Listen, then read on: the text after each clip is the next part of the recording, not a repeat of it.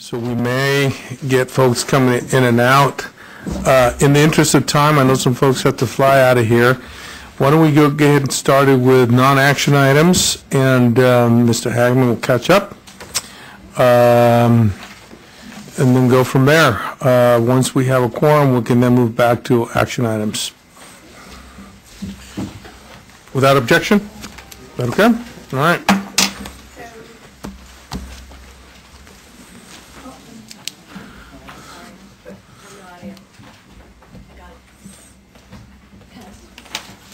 What I do, I'm sorry. I just want to be the one that talks. Okay, sorry. Truth is out. Control Truth is factor. out. Benevolent dictatorship is always good. So the executive officer statement that we're presenting in tab 3 is we have several items to, well, a few items actually, a little leaner this month, to update the board. We wanted to provide the board an update on the joint use funding. We actually presented an item and some options to fund some additional joint use projects in June. We had $4.6 million available. We were able to successfully allocate $4.1 million. We still have $536 million available for the next project in line. And Redondo Beach is the district that actually accepted the funds, and that resulted in a reduced project. So we'll be presenting that item as part of the consent agenda for apportionment for that item. And with respect to the applications, those applications were returned. Okay. The next item is to provide the board an update on the priority of funding certification period. We recently wrapped up the 30-day filing period, which ended August 9th.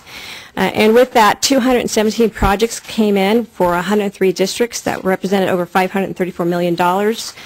And that is about 54% of the draw down on what was available. There was $995 million that was available to compete in the priority funding process. However, we are showing basically a lower draw since the last few funding rounds. And I just wanted to bring that to the board's attention.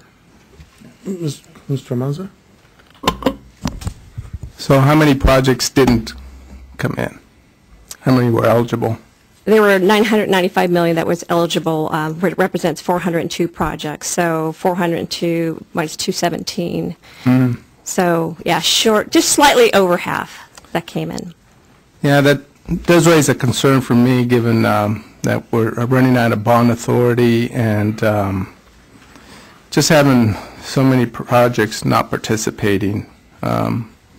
I request that, through the chair, that may we bring this back as an agenda item on the non-participation and priority funding report, just to talk about as an action item to address the projects that aren't coming in for funding.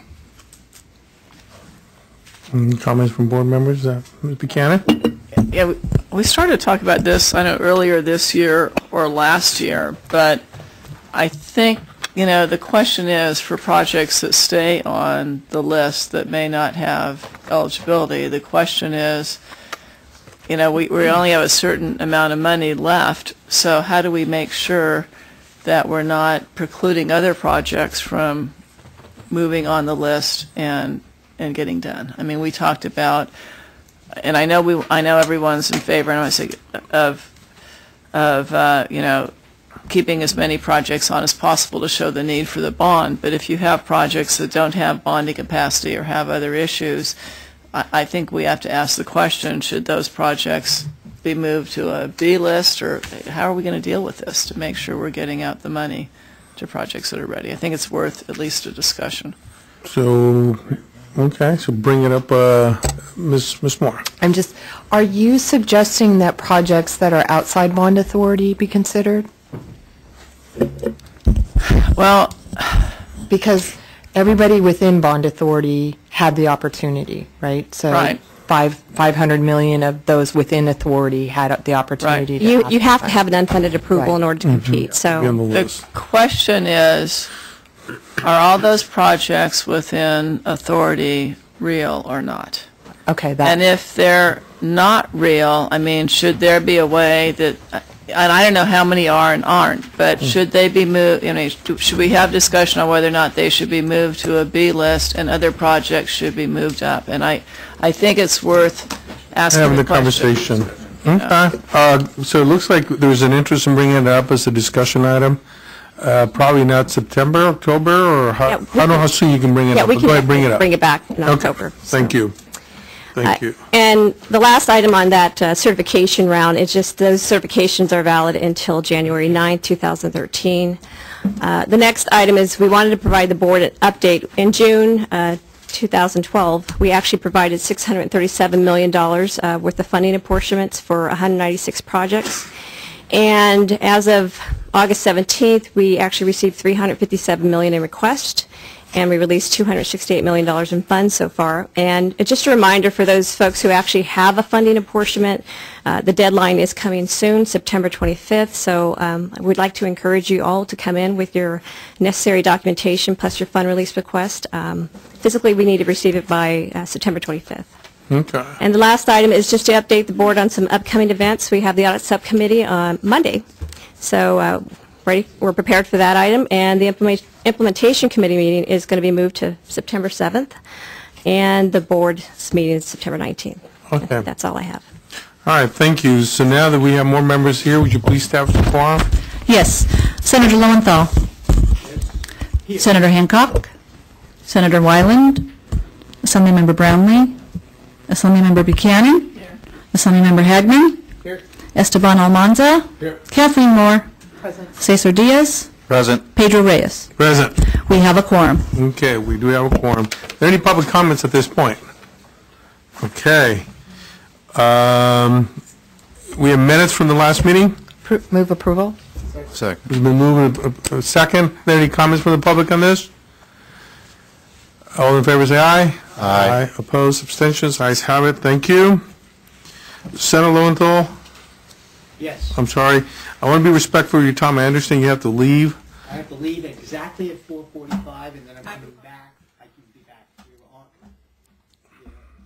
The Senate is still in, and they're placing all bills on hold for me until 4:45. I'm going to run downstairs, vote, and then come back. Okay. Just in the interest, do you have anything on the 90-day that you have concerns with, tab 14?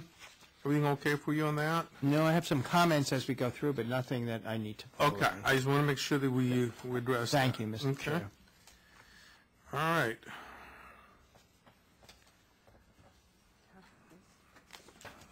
Moving on.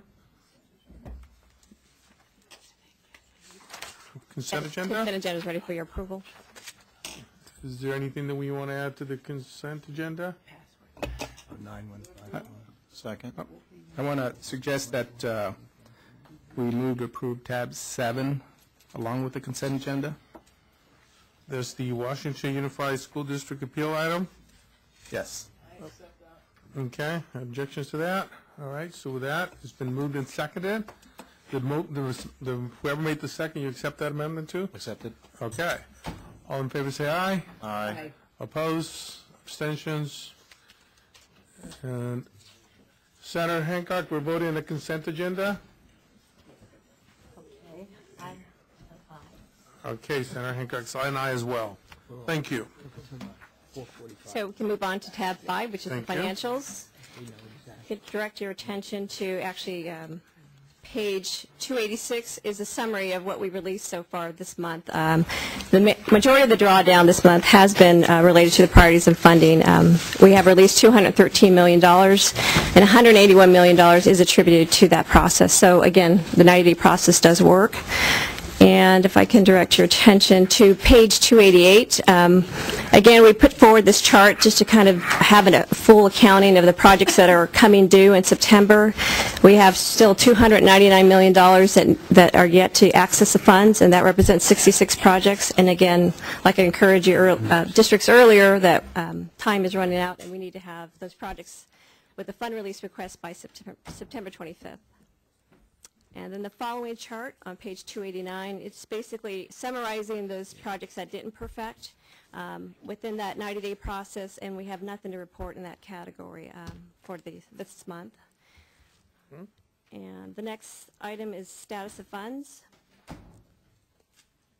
Are there any comments on any of the items already spoken? Move on, please. Okay. Thank you. Tab Tab 6. Tab 6, in Proposition 1D, we wanted to summarize to the board that we are actually processing $89.4 million in unfunded approvals. A good portion of that is occurring in the Proposition 1D category, representing the modernization program. So we processed 166 applications. Likewise, we actually processed 5 applications in the high performance area and a charter project at Convert. So that represents $81 million for Proposition 1D, and the middle category is Proposition 55. We are processing 3 applications for $8.4 million in new construction. Not a lot of activity this month in new construction. And we also, the corresponding column related to miscellaneous adjustments, we actually have $17.8 million coming back to the program, and that's a result of rescissions. And then on page 291, we wanted to summarize on the lower category the emergency repair program. We actually did process a number of projects in that area, $3.4 million of additional approvals provided this month. And absent of that, obviously, we don't have cash to provide to those projects at this point in time. And we actually are in the $1.7 million we are bringing back to the program. Those are projects that have reported savings. So we reconciled about 8 projects in that area. And with that, I'll open up any questions. Any questions, comments? Okay. Comments from the public? See none, move on. Tab 7 we'll dispense with. Tab 8. We're on tab 9. Tab 9, sorry. Tab 8 was postponed. Tab 9. Okay. We're on tab 9, page 309. Tab 9. The purpose of this item is to present options to the board for accepting and processing applications once we run out of bond authority. At the February 2000, going back to the new construction subcommittee, it was talked about continuing the program until there was a future bond and desire to continue accepting applications to and develop a method for tracking these projects. At the February board meeting, staff brought those recommendations to the full board, in which the board requested us take this item back to the implementation committee to discuss ways to track projects once we run out of bond authority. Specifically, the board had concerns over what this creation of this unfunded list would mean and the possibility of creating a liability on the board. At the implementation committee, we discussed a variety of options, which I'll go over in just a second. But the primary reason the implementation committee majority of the members expressed concerns over the need to continue tracking projects, and specifically on the bottom page 311, the implementation committee felt it was valuable to provide a full review by OPSC staff so that they knew what dollar amounts they could potentially qualify for under the current program, and validation by the board by actually approving those items. On page 315, I'll lay out the options presented to IMP that were discussed. First off, I'd like to point off in the gray box at the bottom at 315 is absent board action. This is currently what OPSC staff will do. OPSC will continue to accept applications, process them under the current program, and then move them to the board for approval and for placement on the unfunded list. And this unfunded list would be the unfunded list for lack of authority. The 4 options we're laying out for the board. Option 1 is what staff does currently in the reports section of our agenda, and that's we accept applications in date order, publish them with the amounts requested by the school district, but it has not received any review by OPSC staff. What option 2 does is it goes the next step where staff can move that report and put it in the action items section of the agenda where the board actually would formally acknowledge that workload list. Option 3, what happens in that case is once OPSC receives the application, we would fully process it and do our normal vetting with the district to arrive at a dollar amount that we agree upon, and at that point OPSC would create a new list. In this case, for example, we called it Ready for SAB Approval List. That list we would publish in the reports section each month, the agenda, but it would stop short of the board actually approving that list. And the 4th option would be where the board actually takes action on that list. We present it in consent or an action item that we have these additional projects for review and acceptance by the board. To alleviate concerns over the be calling the list an unfunded list, we could name it project list or some other name that board may desire.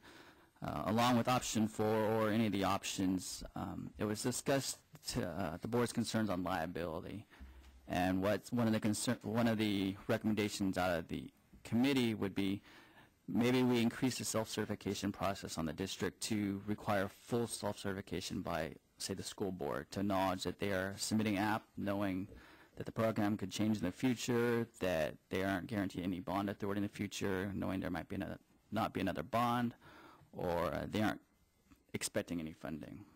So those are the options discussed. We can take any questions. Any questions? Go ahead. Sorry, we got two of them going. You know, one of the things that school districts have to do to request these things is spend a lot of time and effort to come up with their estimates. Now, that's part of maybe their 5 or 10-year plan, but all our forms also got to take a lot of time. And then if we receive it, then obviously our staff time is also taking up time and energy and resources to process. As we go through things now, we go through a funding round. If you're not funded, everything starts over and do a reset. It's one thing to do a survey, which I'm not opposed to at all, to find out, and keep track of demographics and try to get a handle on what we should be proposing a year from now to go on the ballot in 2014. But I don't think you have to make the school districts go through all the same amount of paperwork and work required to actually be on that list. If we're out of money, we're out of money, and I wouldn't be spending, my city or my previous job resources to go apply for funds that weren't there in the federal government either, because it does take us money to do that or prepare for it. But I think is there some option 5 or 6, I guess, that would allow our staff to almost send out a survey, keep track of your demographics over the next year and let us know what you think is on the horizon without putting so many man hours and efforts into it to give us some guidance, but not going through the bureaucracy and the forms that we have to do to actually physically apply and see if you qualify and spend staff time on both sides to do that. I think the information is useful, but not the process, especially when we get it maybe, January 2015, we put our first bond out. Because basically, I would assume that, we're not going to take a list from 3 years ago or 3 years from then to say we're going to start funding now, because those needs may have changed over those 3 years, as we found out before. So things are going to be pretty current, but we just need to get our hands on the pulse, but not necessarily this official list that if I got it in now, I spent all the resources now, then I'm going to need the same thing 3 years from now. It should be at the top. That's just my 2 cents worth. Ms. Buchanan, then Senator Lowenthal. Okay, Senator Lowenthal. Yeah, I'm not exactly the same way, but regardless of whether even we have another option or what we do, I'm always concerned that school districts, or we go through this process, and I'm not really sure what that new bond will look like, what the issues are. So I would like at least something, maybe, that with any application, regardless of which choice we do, that local school board pass a resolution with it saying that they acknowledge that there's no guarantee of funding, that they know that what they're getting into, that just because they've done this, that they are now acknowledging that with this process there is no guarantee. So, because there may not be any guarantee, and I don't want to get, if we choose to have a list and put them on, that it may not work out quite like that. So I would just really like an additional, regardless of which option, that we put that in. Okay. Ms. Buchanan, do you want to take your turn, or you want to? Okay. Keep an hourly. When people talk to me about past bonds, they've said, they continue to maintain the unfunded list. One is to show demand for the bond, and 2 was to provide certainty. And that if the program changed, the bond was bifurcated into so many dollars that paid for the projects that were approved under the, quote, old program and so many under the new program. And I understand all of that. The problem is we've never had this big of a lapse between when we had money and when we didn't, and we don't know what the new program's going to look like. At the same time, I think school districts need some level of certainty. And so I would like to see us at a minimum accept applications, but not provide any particular guarantee of funding under Program A or Program B until we have a discussion on this board in terms of what the program might look like. I mean, I know we're hoping on September 19th to begin that discussion, but I don't want a district to go forward thinking they're going to get funds when they may not. At the same time, 2 years is a long time, and if people are going to embark on major projects, I think they're going to need, we can't go 2 years without giving them some level of certainty. So I would like to see us, accept applications until, the board has a chance to have the more in-depth conversation, and then we can decide if we want to, what kind of action we want to take moving forward. Ms. Moore.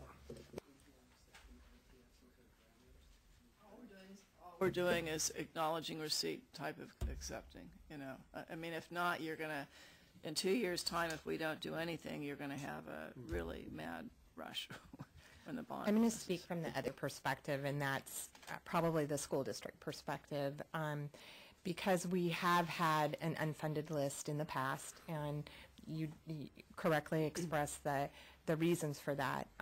It very much helped with passage of a bond measure. My knowledge was that it was never a guarantee. Districts always knew that there was no guarantee on that, and I think, in fact, the code sections reflect that. It was an unfunded list. What it did provide districts was a certainty that they had met the requirements of the program at that time, and oftentimes districts might then be able to go forward with a project at the local level, which, as we all know, creates that local infusion into the economy, and so they've been able to proceed that way. But full knowledge is that they may pick up the total cost of that someday if there's never another bond measure or another program. And I think it has been beneficial to school districts. Completely understand the board's, the board's concerns around this. It seems like option 4 might address those concerns, where it indicates that it would be an unfunded list, but there's an additional requirement of school boards to acknowledge that there is no funding. School boards already have to approve the filing of a project. I know a lot of school boards do that on an annual basis, and they put all their projects into it, so that's the authority that they provide. So I just want to ask, so what kind of is it an unfunded approval list? Is it just an unfunded list having accepted applications? What kind of unfunded list are you? And staff can comment. The unfunded list is a list that indicates that the project came forward to the State Allocation Board and meets all the criteria to be a funded project. However, there is no funding. And there's no guarantee that there will be funding. And what if the criteria changes from? And you are correct that if you want my perspective, I thought how the board handled it in 1998 and in 2004 was beneficial to the state and to school districts. And how they handled it was they gave a choice. You had a choice to move into the new program or stay where you were. And the legislators and others that considered the bond measure had created that possibility of, here's the list is $1 billion long. The $1 billion could stay where they are, in the old program, or they could go into whatever we consider. We had a really short period of time. What do you do when you've got 2+ years? Does that change? I think we had, what's the longest period we had? 1.5 years before there was a bond measure the last time? Do you know? No. That's probably correct. I'm not positive. This probably is the longer time. So I think the deliberations of the board are very appropriate. It's just the possibility to keep work moving at the local level, also knowing that you've met the criteria. I mean, we deliberate up here all the time on appeals of people that you know, the different interpretations of things. Just the general program, if people feel that, you know, by sanction of OPSC, I mean CDE, DSA, that they've met the requirements at the time that they filed that application. The other problem that I think we have, and we should consider as we deliberate this, is that these projects are probably, you know, anywhere between 2 and 5 years in the making right now. And they hit the board right now, the 100 million that just is beyond capacity in modernization right now, and what are we, 15 million in new construction. Those projects started planning 2 to 5 years ago. And under those circumstances. So it's not like we say today, look, all bets off. Well, 2 to 5 years ago, people started that. And so I think it's fair, a hard term to use, but that there's a transition period for those folks that began this process many years ago. And that transition process in the past has been this choice. If there's a better way to do it, I understand, you know, and if there isn't the will of the board, I understand that as well. Coming from the school district trenches, I do think it's been very helpful and beneficial, and it can keep projects moving at the local level with all with all knowledge that it might be all on you someday. Can I ask that from a historical perspective, as far as the qualifications for a district to qualify, has that, the mechanics may have changed, but has the qualifications changed much over the bond cycles? Well, the qualifications changed substantially in 1998. It was the new program, and we've been ostensibly operating, or not ostensibly is the wrong word, we've been operating under that program since that time. We had one other pretty substantial change. We had additions of some programs, so they were brand new that came in, and then we also had the modernization went from an 80-20 split to a 60-40 split. So there was that piece, which was, you know, tough in as well. But in 1998 is when the program changed. And what we did in 1998, we also were out of funds prior to 1998. And in the reform movement that went forward,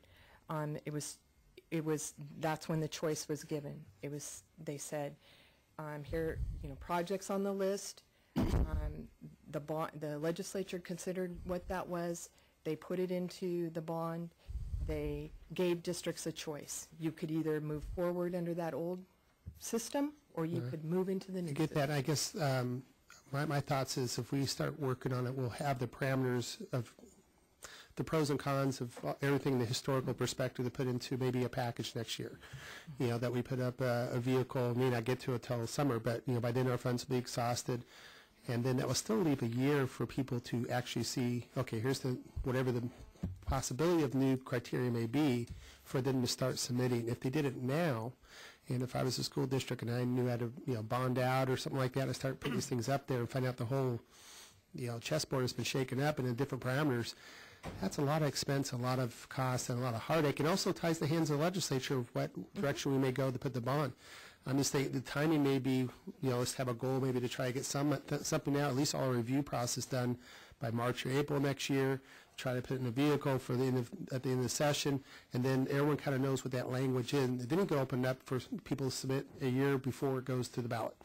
And then at least they know they're working on the same, hopefully the same general rules that their expectations would be before they go through the time and expense of the resources to go through the process, and our folks to process them as well.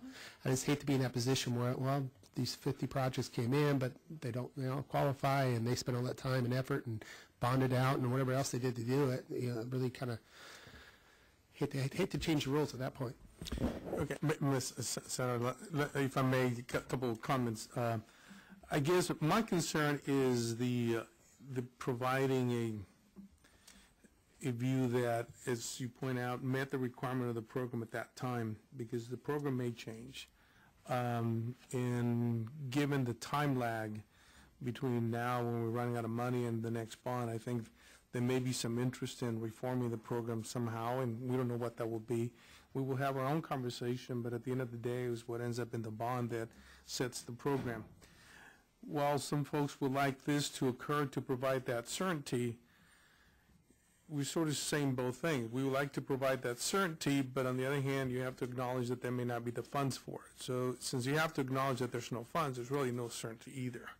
And so it's sort of a moot point when you're trying to make that, that is a criteria of, do the package, do the work you need to do, and acknowledge that the money may not be there for you because we don't know what the program will be, what the funds will be, but boy, this provides you with certainty. I think that doesn't sort of, and I concur with you, Mr. Hagman, in terms of the cost associated with the district, but I think Ms. Moore is correct that the work's going to have to get done anyway, because it's not like the schools stop thinking of construction. I mean, the fact of the matter, they have pupils that they need to address, housing, and whether it's this fund or another fund, the work will continue.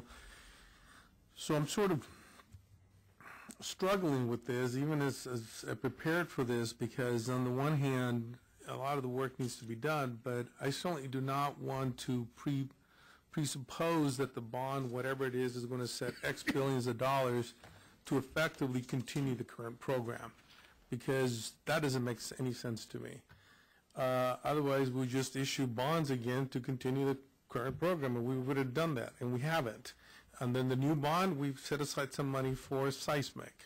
We've done stuff for joint use. We've done other stuff that doesn't just sit there. And frankly, given the fiscal situation that the state looks itself, there will be, I think, some reform. I mean, it's inevitable. So I'm a little bit concerned about providing a state allocation or approved project list when the odds are that it may not be the same list. I'm also taken back by some of the certification that occurs and time changes. We were hit with an issue of a school that we approved, and they wanted to transfer that authority to something else, and we said, no, that some other project needs to come back. And so they said, okay, then we'll build a school where there are no houses because that's what you approved. And so things change. And that's, in 2 years, things will change. I don't know for the good or for the worse, but things will change. Can I go to Senator Hancock and then Senator Lowenthal? Yeah, I'm trying to think how we would put this together in a motion. I think I tend to favor option 2 at this point, because we acknowledge the current applications that are here, but with no promises. I really like Senator Lowenthal's suggestion that we would ask schools to certify that they understand that there may not be a bond at all, or there may be a very changed bond. That there's no guarantee. Yeah.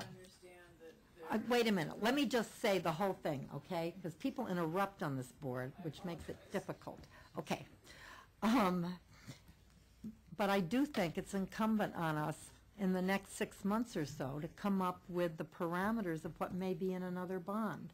And as many of you know, I personally think that we need to expect much greater compliance with high energy standards and some of the CHIP standards that basically indicate that help kids learning and also are energy efficient and are really going to be the schools of the future.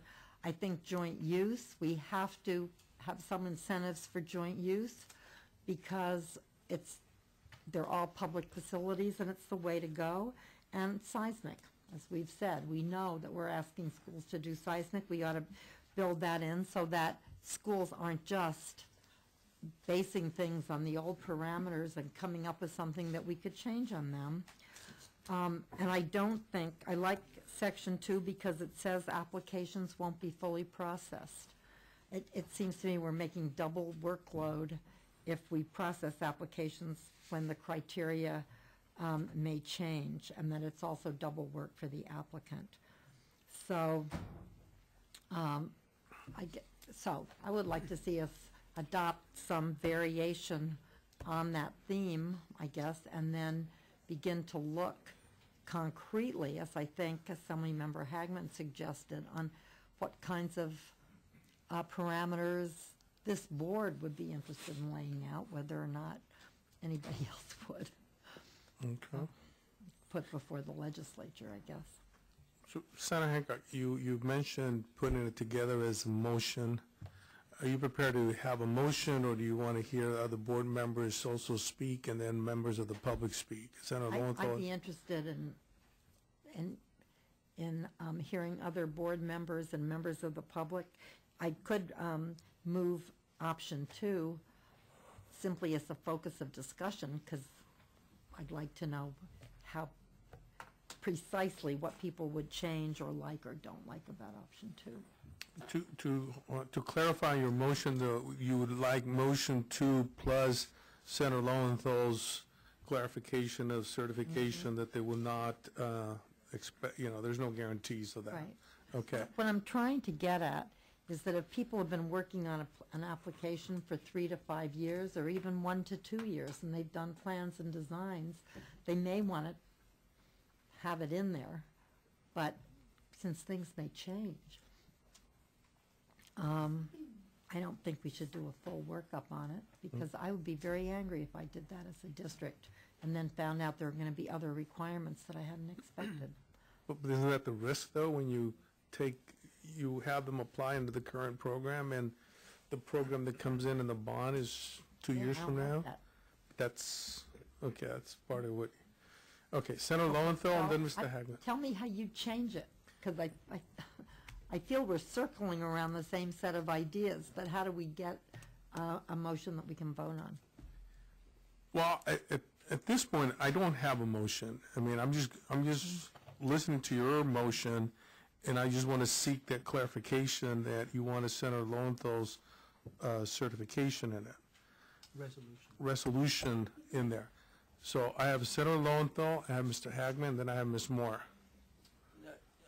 I just want to reiterate, I just like the fact that whether we, and I too would prefer option 2, I could live with option 3 or option 4, but I really want that board to have a resolution that came along that they understand that there's no guarantee of funding, that they're affirmatively stating that, so that we really are clear in our communication. We're expecting that they understand that, and that's clear. But I think that I would like them to actually do that in some way. Sure. So when you say no guarantee of funding, are you saying no guarantee that we'll pass a bond, or no guarantee of? We don't know whether, program? okay, we don't know, I certainly support a bond, but there's no guarantee that there will be a bond. There's no guarantee that it will follow the same parameters that we have. These are all the issues that we're going to be struggling with. I think we're on the same page. Right. Right. Okay. So there's no guarantee of funding, meaning that the program for which you have applied may not be in existence. That's right. Okay. Mr. Hagman.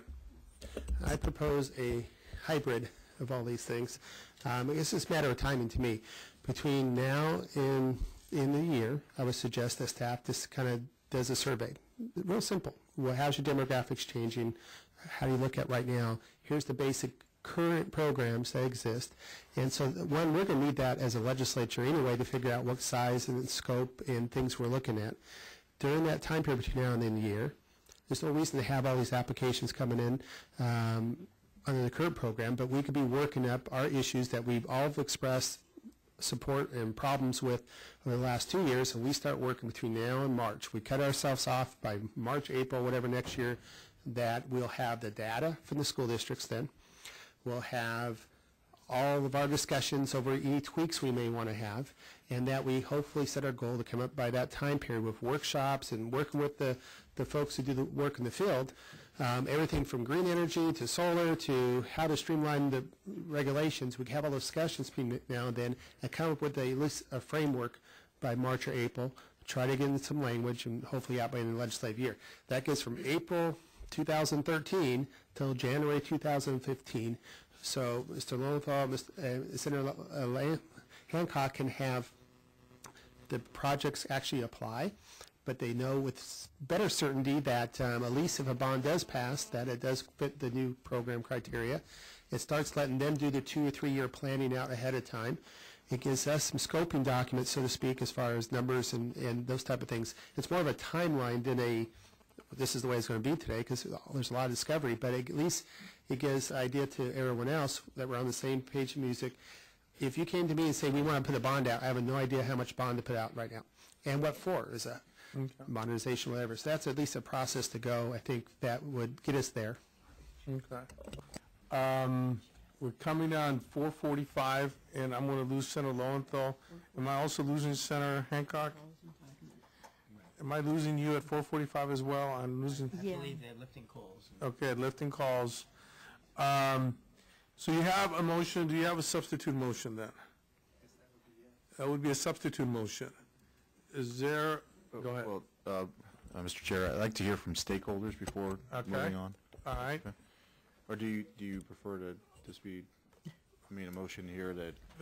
The process, at one point, we will have public Okay. testimony at some point. Okay. I just have two comments, and I'll be quick. One, we did do an analysis of potential need and publish that in a report, and we would love to be part of that discussion at the Department of Education, as well as any survey that might go out to school districts to be included in that if we move forward with that, because that was one of the recommendations of the report. On the issue of only doing option 2 hybrid, I do want to point out what might happen for a school district that I think we should really consider, and that is, let's say green. We come up that we want all schools to meet CHIP standards. Those projects that are on the list right now, the 15 million, are out of the Division of State Architect. They have essentially contractual ready plans. And they would then be they would have to go back to DSA. They would have to revise their project.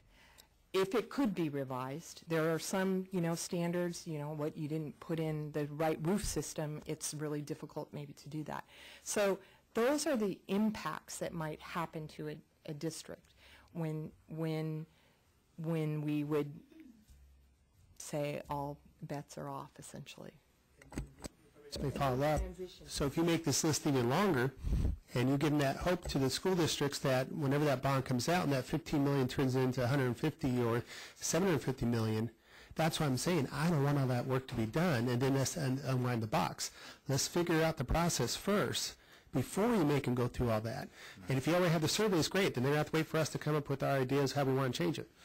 I understand. I'm just saying I think we should have a transition period for districts. I think that in the throes of this, there needs to be a transition that acknowledges 5 years ago I started my project.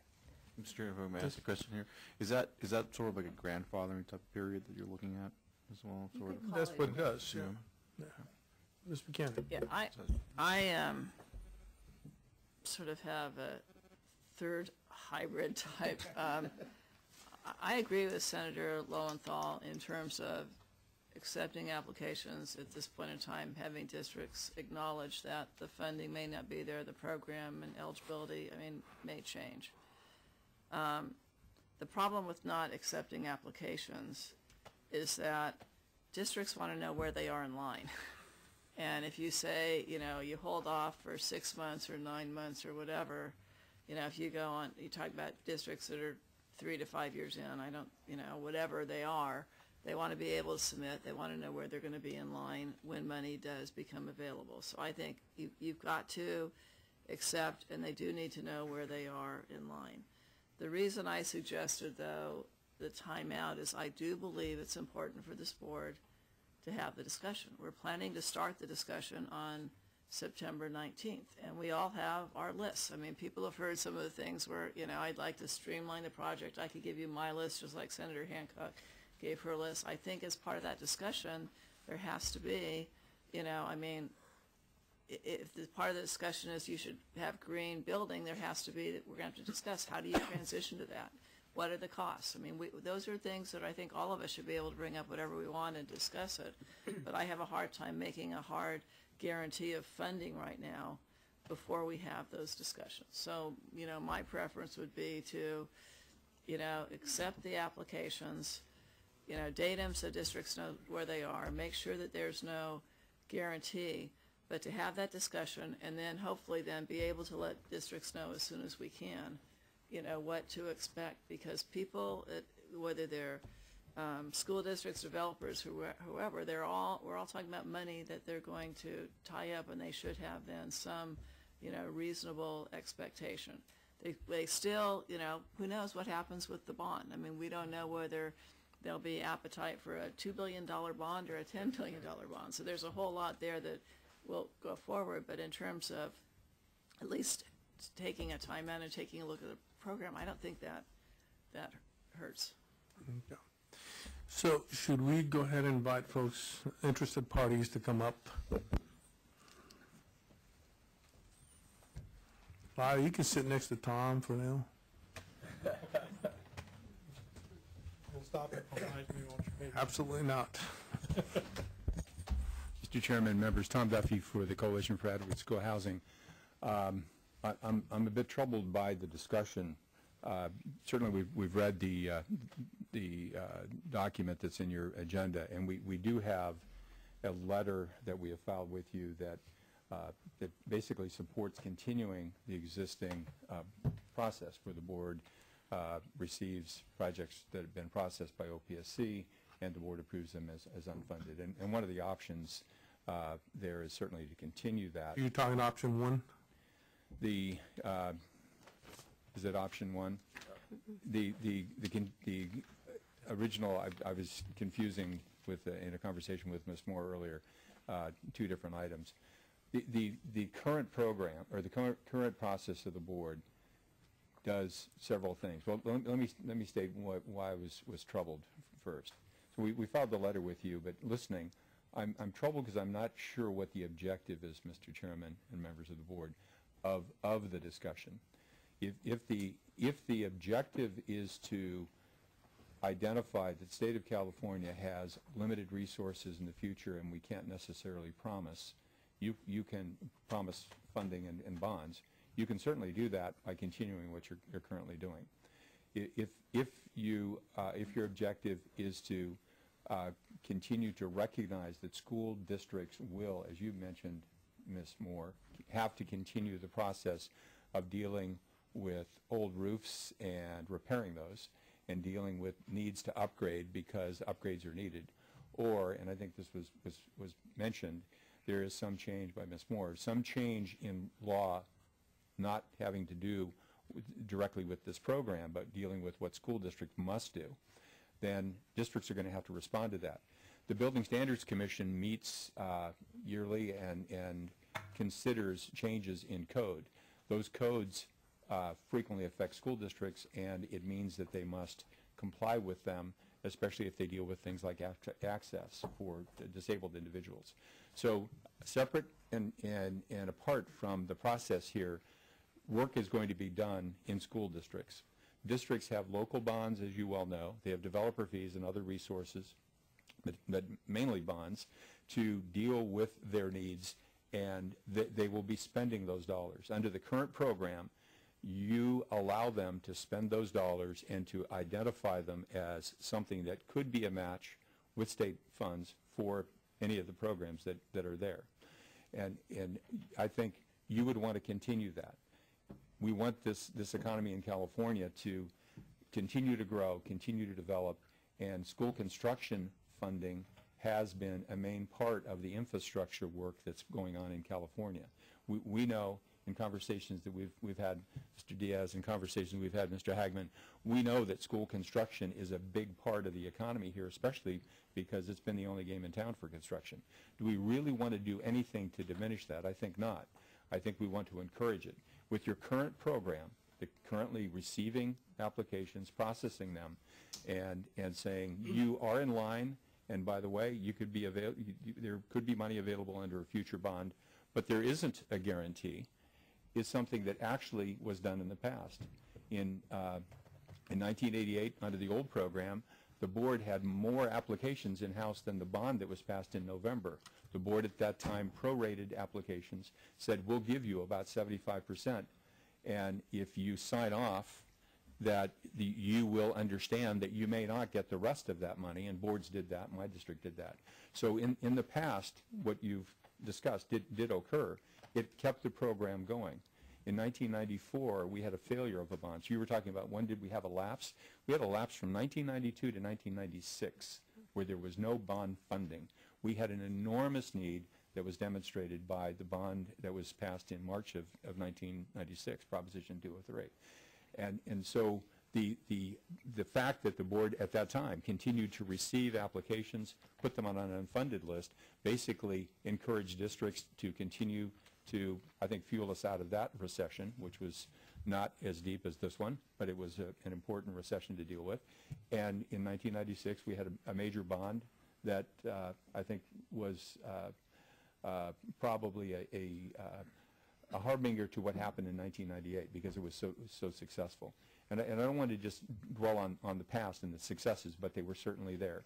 But I would caution that there are statutory provisions that in the discussion I think you are touching on that would need to be changed. And we're not talking about regulation, I'm talking about statutory provisions. So if indeed you were to change how you accepted applications for new construction, what you would be doing is basically denying a district to potentially move from level 1 to level 2, because under level 2 law, a district must, one, have eligibility, so your staff would confirm that, and two, to be able to move a project and to move it into a funding realm. So that's a statutory provision that would, I think, trouble this. There are others, and I think Mr. Smoot may note those, and I don't want to take up all of this time, but we believe that and one thing, back to what you were saying, Mr. Hagman, school districts do not mind processing this work and coming to you because they believe in the allocation board and what you've done. This is a long-standing board that's made a commitment to making sure we have safe schools in California, and districts believe in what you do. They believe that you will make good decisions in the future, and if the program needs to change, okay, the program needs to change. We'll be adroit about that. Ms. Moore mentioned what happened in 1998. Many of us were there and made those changes in 1998.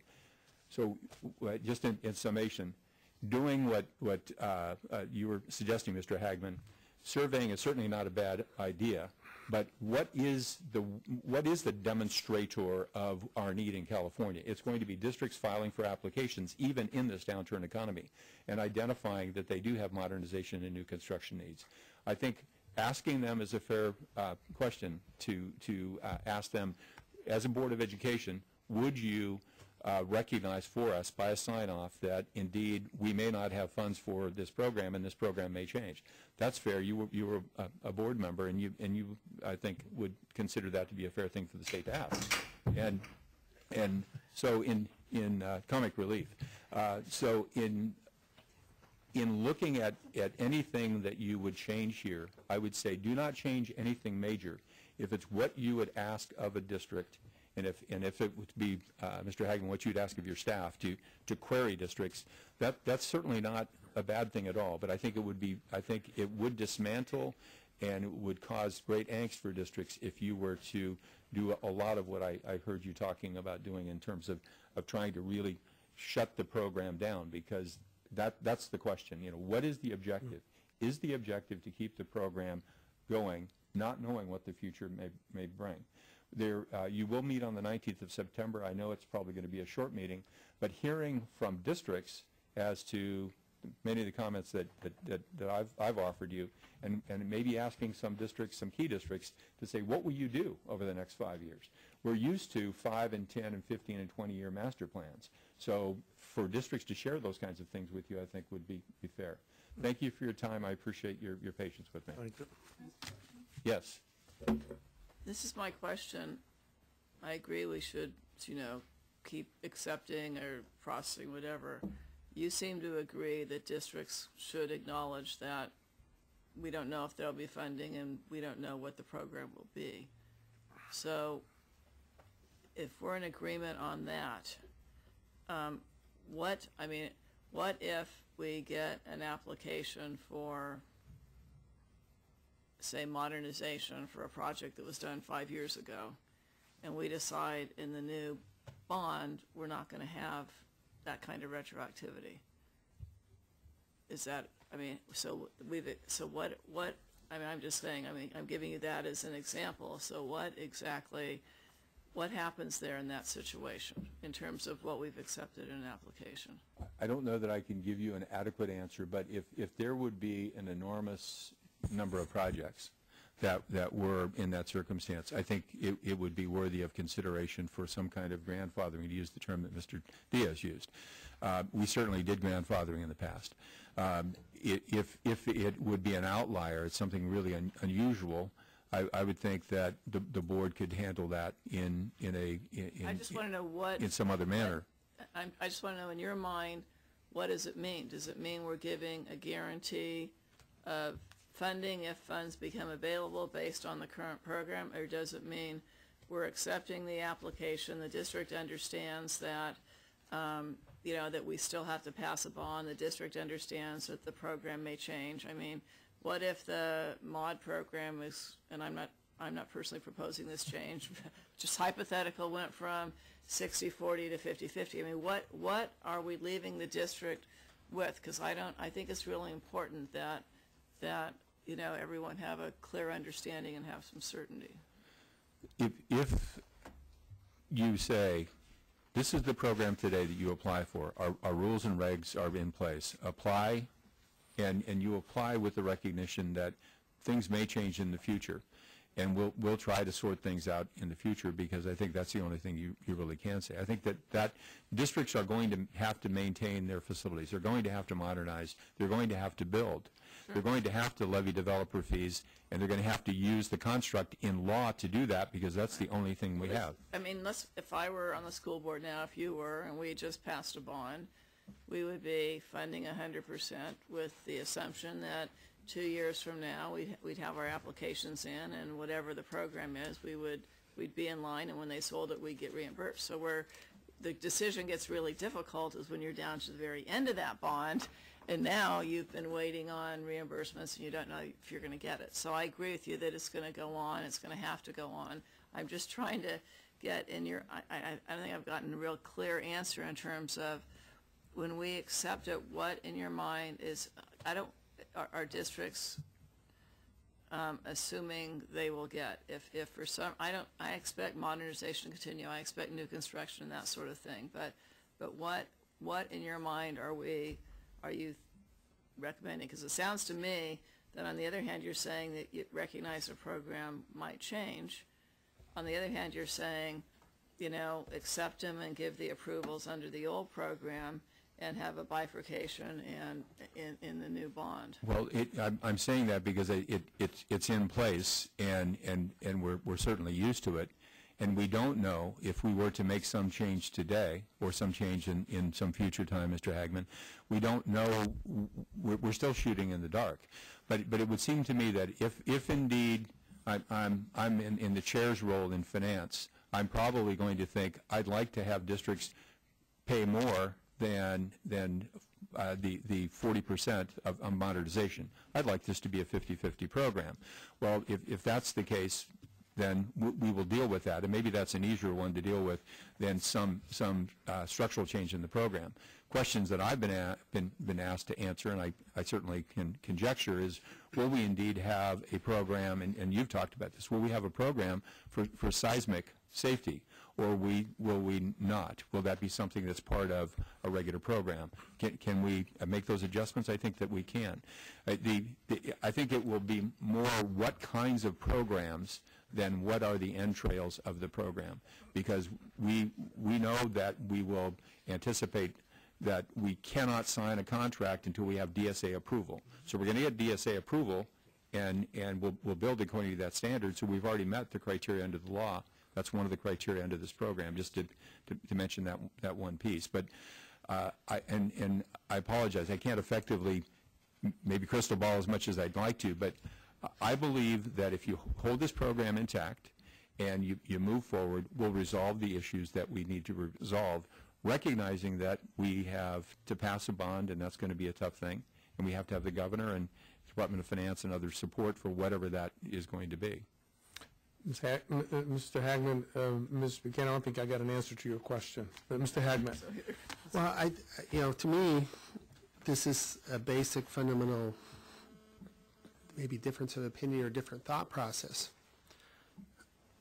For me, this is our taxpayers' dollars, and we have now know that by 2014, one of two things is going to happen. Either we're going to get a bond, or we're going to let the local districts hit level 3 and do whatever they do, but locally. Besides that, there's no guarantee. And what I'm hearing is we want these projects to go forward and pay me back later when you get this bond passed. And that's different than my thought is. Once we run out of money, we're out of money. And I don't think we get that at government. And I know these are big trains. We built this huge train of building throughout the state now for schools. We spent more money in the last 10 years than we have all the rest of the years combined on schools. But that reality for the districts to say, well, I'm going to charge up the credit card and get reimbursed from the state 2 years from now may not be a real reality. And I don't want to sit there and pretend like everything's going along smoothly. We're going to accept these things. We're going to bond out. You're going to start building. I'm halfway through my project list of my bonds, but I spent all my bond money, and now the state's going to come back and reimburse me when that may not be a reality. It may not even be the program where we go. That's what we have to discuss here, what kind of fundamental changes we're going to do. You're obviously correct. As need for schools grow, they're going to need to build new schools. As schools start crumbling, they're going to need to fix them. Is that totally on the locals right now? I don't know, but that's the impression I don't want to give. It's like the program is completely going forward, and if we spend, $5 billion the next 2 years waiting for the next bond to come, that money's going to come back to them. And I don't know if that's the impression you want to give, and I'm just throwing it out there. If I am a superintendent of a school district and I'm facing a board, and the board says, do we have needs? And the answer is yes, we have to go to the public for a local bond. I will identify in that local bond what those needs are. One of the questions will be, it has been in the past, do you have eligibility for state funding? The answer after now would have to be, we may have eligibility if indeed there is a state program to support it. But that's the answer that I would have to give at a local level. It is the alternative to say we're not sure that we'll have a program at all and simply use, other than applications for the program, use some other means of trying to assess need, because at the local level, when I process a bond and I begin to plan that 5-year, 10-year, 15, 20-year plan, I'm identifying what my needs are, and I'm going to apply to this program to demonstrate that for you as a member of the legislature and as board. That's the current process. If we stop that at the local level, I would simply have to say we don't have a state program that I can apply to. There may be one in the future. So is there... I guess that's the answer I'm looking for, though. If you portray that we may qualify because SAB board accepted it and processed it and you qualify it on these terms, we're out of money, that gives the false sense that there will be money, and that locks our hands in the future bond, whatever we do, saying we have to fund these. We already processed them. We already guaranteed that they already spent the money, so to speak, or they already started the project, versus saying, right now, we don't know what the new qualifications are. We can go forward and process a bond, and we can say we definitely qualified under the old program, but you're taking that risk about the new parameters coming out and what the new program may or may not look like, and none of us knows. What the appetite may be for the public as well to pass whatever new conditions they want of efficiency, whatever the case may be, or green energy, or all the rest of it. Those new qualifications, if we have a whole bunch that are processed, stamped, you qualify, and we have a $5 billion bond, and we had $3 billion used, do we grandfather $3 billion in? To me, I'm giving a false sense to the public of the bond I'm promoting too, because half the money is going to be spent before we even get the bond out. So those are the things. I think that's the exact phrase that you said when you approach that school board, and give them that answer. That's the one that's going to give them the sense that either A, you qualify and we just don't have the money. That means you're going to get the money in the future, or we don't know what the new qualification is going to be. You're taking that risk to go forward right now, which is their decision to do.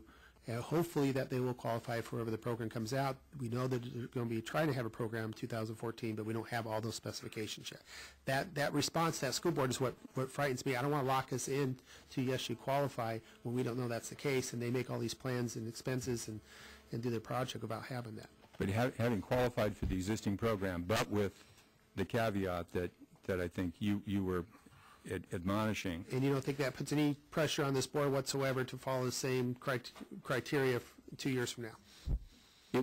What it does is to continue to give districts a road to proceed upon, and they're going to need to proceed upon some road anyway. The differences are going to be, what is it that you're going to require of them to qualify? And I don't know that we know what changes you would want to make now. That's why I'm saying if you left it the way it is, you did have the caveat that, okay, you've qualified for existing, but we don't have any funds, so as long as you sign off on this, then what would I tell the public? I would tell the public there isn't a guarantee of funding. But if the funding came in, you would expect to be reimbursed or paid for per their own program. If indeed you as a member of the legislature and the other 119 all voted for that to occur, and we don't know if that will be the case. And I appreciate this dialogue, and I appreciate the time, Mr. Chairman. Yeah, It's a issue. It's a difficult issue. I would just caution, please, don't act today if you want to change something, because I think there are other things that really will confound this. Thank you. Lyle, pearls of wisdom from Lyle. Eric, you're Thank up you, Pedro. after? Lyle Smoot Consulting. I want to address a number of issues. First, I'd like to address your concern, your proposal to have a survey. And I want to just say that surveys have not worked too well in this program in the past. The first time I was involved as a staff member, I worked for this board for almost 20 years. The first time I was involved in a survey was in 1980. And at that time, there was no funding. Prop 13 had just passed. There was no local funding, no state funding for school facilities. And the state legislature wanted to come up with a program. And the initial program, by the way, was a general funded program. But they wanted to base it on some information, and so they asked for a survey. And I worked on that survey with a member of the Department of Finance, who was later an executive officer of the board, Bill Van Gundy. We spent a lot of time coming up with a survey and sending it out to districts. The responses came back in, and after we went through everything and tried our level best to come up with a good number, we determined there was about $300 million for the unmet need for facilities in the state at that time. There was an appropriation made. Yeah, $300 million. That's our pocket change today. The appropriation was made. It was about $450 million, as I recall, in 1980, and the doors were open. Within 6 months, there was more than $600 million worth of applications filed. So if you had based the appropriation on that, it would have just been, well, it was half, and I really have a concern about that. The second part of this is Ms. Buchanan, your concerns about, in fact, this whole board's concerns about projects sitting on the unfunded list that haven't met the 90-day requirement.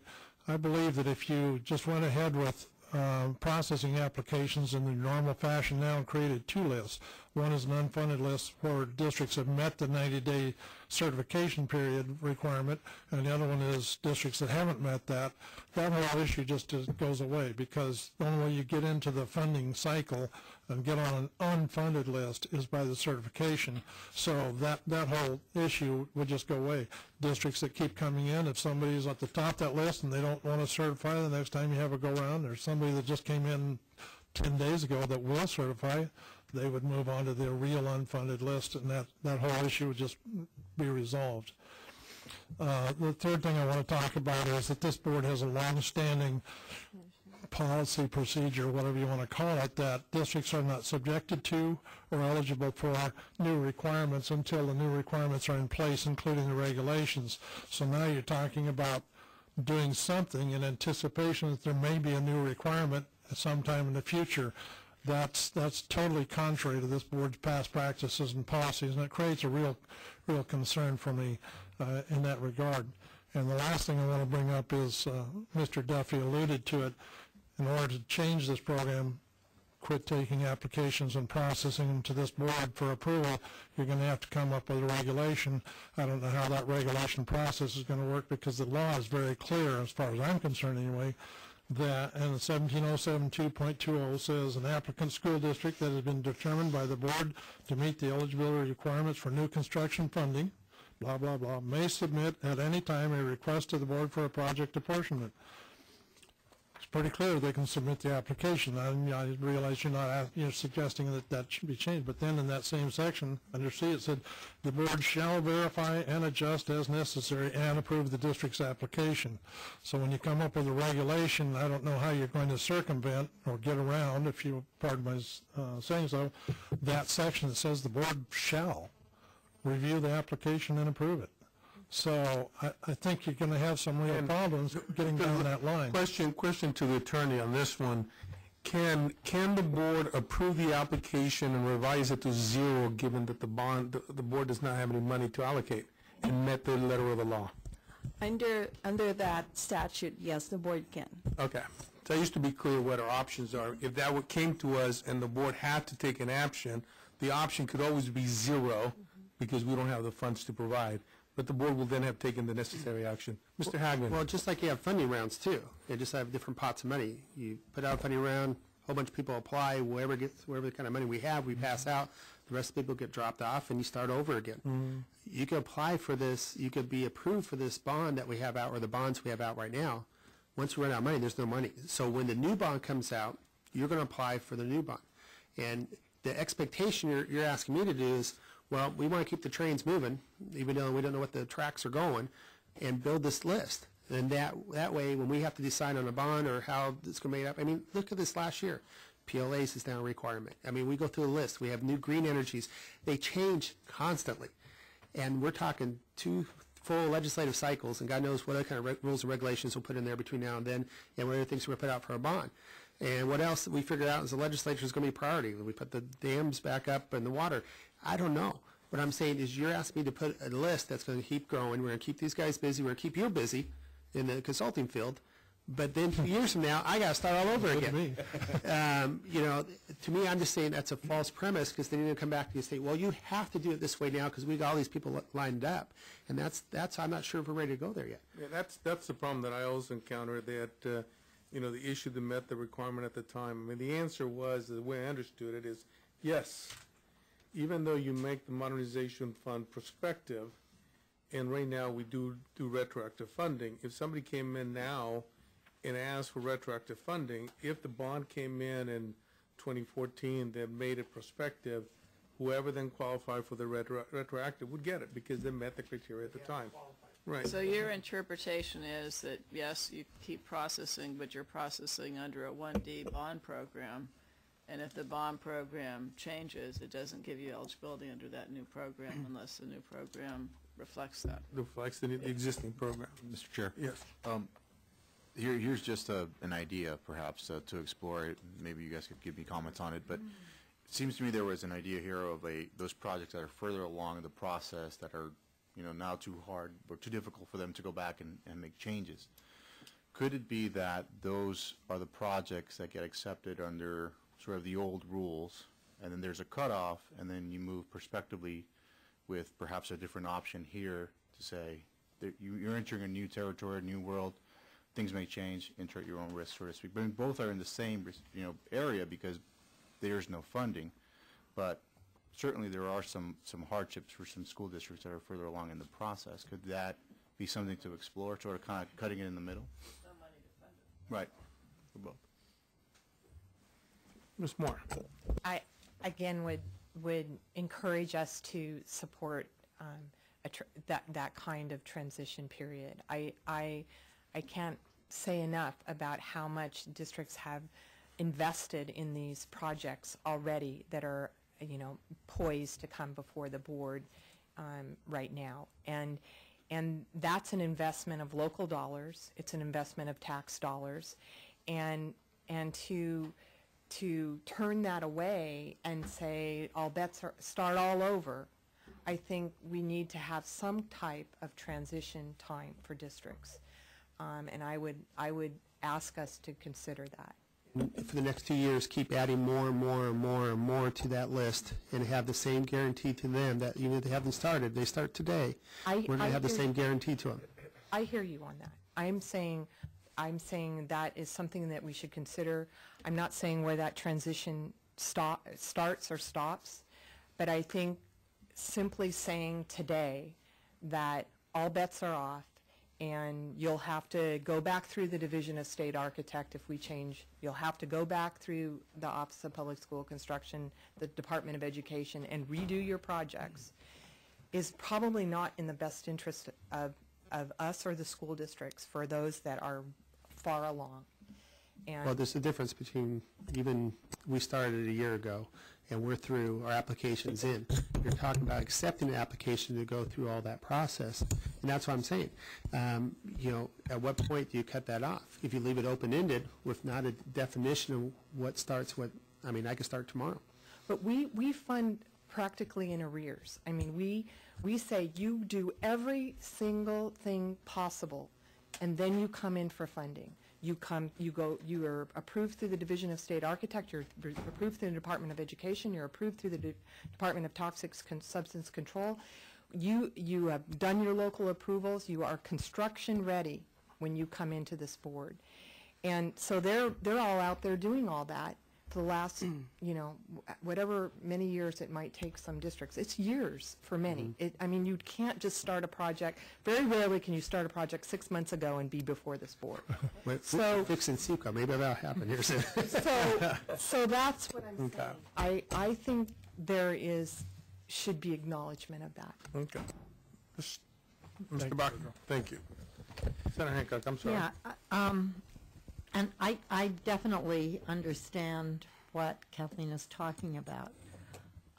Is there a way to have a nuanced option 2 that says, you know, things that are pending before the board or things that are almost ready to go in, feel free to send them in with the stipulation that you understand that if there is a new bond, the criteria may change, but we can acknowledge what you did, but have a cutoff period so we're not encouraging everybody to keep going and crank things up. What if you just started 6 months ago? Maybe then you ought to put it on hold and wait and do deferred maintenance or something. You know, Kathleen, do you understand what I'm asking for a response? Yes, I think that there could be a thoughtful transition period. Do I think we can come up with it today?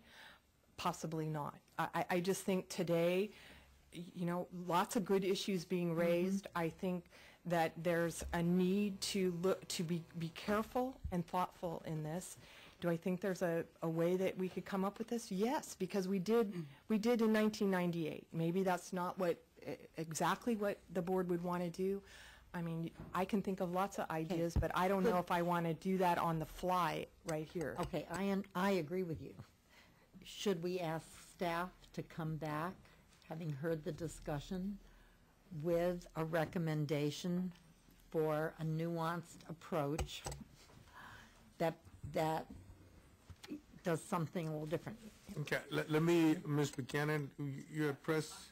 I think, I mean, all I was suggesting, because I tend to agree that we have, we accept the applications. We note that, these are subject to passing a new bond and subject to potential program changes.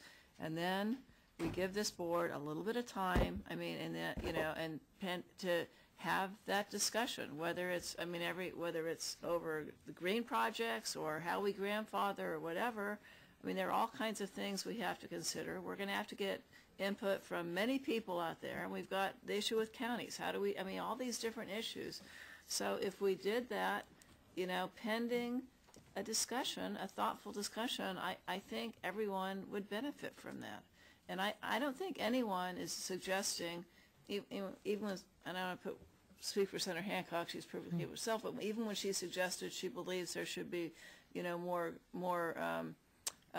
we should promote more green building, I don't think she was ever suggesting that people who are have their plans designed and are in DSA or whatever would have to go back and redo those. I would assume we would do that on a prospective basis, but let's take some time and have a meaningful discussion, and so we can hopefully then talk about things and give more clarity, and it won't be in the middle of a meeting like this when we're trying to deal with so many other items on the agenda.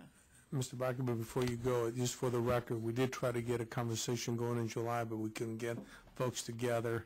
In fact, we can't find time that we can get everybody together to have this conversation off the regular meetings, and that's what we're going to do it in September, and we need perhaps have to do it in a piecemeal approach, but that's about the only way we're going to have this conversation of just adding it to regular board agenda items and have the conversation. But go ahead, Mr. Bakker, sorry.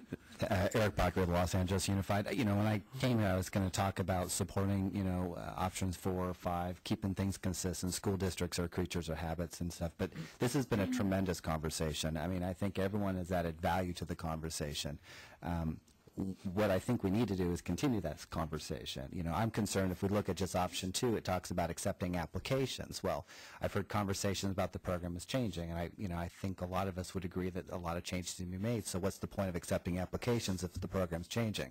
What value is that? So what are we really creating when we do that? I think those are questions we need to ask and answer. I don't think we can do that today. And I appreciate this. I think we need to keep talking about this because I think we also need to recognize that there's an economic impact that Mr. Duffy raised earlier. School districts still need to build, they still need to modernize and renovate, and work still needs to be performed. And so some direction and some continuity that's provided by the State Allocation Board helps districts in their planning efforts. As Kathleen Moore said, these efforts began already 2, 3, 4 years ago and are starting today. So, you know, if anything, we keep this conversation so that at least school districts understand that there's a direction of a goal, that, you know, there's a vision. It will help ease some of the tension at the local level to continue construction so we just don't sit on the sidelines and be idle and do nothing. And as Mr. Duffy said, school construction has pretty much been the only game in town for the last couple of years. We'd hope that continues. And so keeping this conversation alive instead of making a decision today is very beneficial. We'd encourage that. Okay. Susan Stewart, representing the Contra Costa County Superintendent. Can you get the other mic closer to you, or? This one? There you go. Thank you. Thanks. Susan Stewart, representing the Contra Costa County Superintendents Coalition. And we would like to say, too, that we agree with so many of the things that have been said earlier, so I'm not going to iterate those, and especially with Ms. Moore. And it's critical for districts to proceed with local bonds to be able to have some kind of state approval for their eligibility, verifying their eligibility. And we'd like to keep going with the approval process. And we understand that we're heading towards some kind of verification and confirmation from school districts that yes, there is no guarantee of funding and they're sure of it. If more discussions need to occur on this issue, and it sounds like we really do need some thoughtful discussions, there's the implementation committee is made up of stakeholders from every aspect of school construction, including a lot of school district representation, and that might be a good place to have some of these discussions on some of these program changing requirements. This came out of the implementation committee, Mr. Yes, it did. Okay, I just want to make sure. Anyway, All right, thank you. Okay, so we had a motion by Senator Hancock, and then we had a substitute motion by Mr. Hagman. Neither motion had a second. There was a lot of conversation. In the absence of any action, we default to regulation 1859.95. Staff, is that correct? That's correct. And so what is the will of the board? Could you say what that is? Staff, would you? Basically, we continue to accept and process the applications, which means that we go through the whole review and present them for approval for the board. So that would be number 2. That would be, yes. No. Actually, not number 2. It's sort of a box at the bottom. The gray box. Oh, okay. Yes. I'm gonna move option 2 then. I'll second it. Okay. Because With the, if I might, Mr. Yes. With the idea also that there be a resolution adopted by the local board in their application. With my recommendation also before that, whatever option that we choose, that the local school board provide a resolution acknowledging that there's no guaranteeing of state funding when they apply them. Whatever the wording of it is, but just that they understand what they're getting into. I would like clarification, there's program eligibility as well, not just funding. Got it. Because if there's a decision to change the program, I don't want there to be expectation. Absolutely. Okay. This is really to promote openness and truth in you know, in what we're doing in advertising. That's all, not to discourage or to encourage, but just to let them know what the rules are, where we are. Okay. Mr. Hagman, I'll go to you since you had a substitute motion at some point. This motion has been moved and seconded. Well, since we're in a point of time that may change month to month as we go forward, I guess I'll go with that. But I think we have the right, the option to change it in September, October, November, December as we go through this process and come up with something else. I'm trying to get the least liability for this board as possible with the least expectations that we're basically spending on a credit card we don't have right now. Council, does that get us there by requiring a certification from the board, from the school boards that there's no guarantee to either funding or program eligibility in that resolution required? In my opinion, that should get us there because a resolution would be telling the board that in fact that the district acknowledged that. Okay. And that is a good thing to require. Staff, is that pretty clear what it is, where we're moving forward? Yes. Okay, so the motion has been moved and seconded. Yes, Senator Hancock. If you don't mind, I actually would like to go through what I think the motion is, because I'm not actually sure what some of the words here mean. The option 2 would mean what says we would use a board acknowledged workload list, and that applications would not be fully processed. Then it says the board would acknowledge current OPSC workload as a board action. I'm not sure what that means. I can clarify. What will happen is once we receive the application from the district, our intake team will make sure it has the major components of the application, CD approval letter, DSA approved plans. And then what we do is we take the amount requested by the district and do as we do in the report section, list that amount in date order received for the projects, and we'd stop there. We wouldn't do our actual plan verification projects where we look line by line of the actual grant amounts reviewed. We would just go, we would list on the list what the district requested. So what does current OPSC workload mean? As of today, as of At that point in 6 time, when months the from report is now? provided. That's correct. And it was also anticipated in option 2 in our discussions at the implementation committee that the board would take an action on whatever basis, monthly, quarterly, acknowledging the existence of the list and the projects on the list to help. This was meant as a kind of tweener between no processing and full processing in the discussions that we had with the group at the implementation committee. So it isn't don't process, it's partially. And for how many years would we keep doing that? Until the bond comes out. Until we take, okay. Okay. We could decide in January to change the whole process, or in December, or 2 years from now, depending on what we came up with. So But there's the no motion really would certification, which be I think is the big legal that an thing. acknowledged workload Correct. list has received a cursory check to see if the application is complete, but is not processed for final grant And application, it doesn't get certified. final which is- determination. The board takes an action acknowledging and accepting the list so that That's there it. is some level of certainty. Okay. Okay. Okay, so that Yeah. was the motion, as Senator Lowenthal was seconded.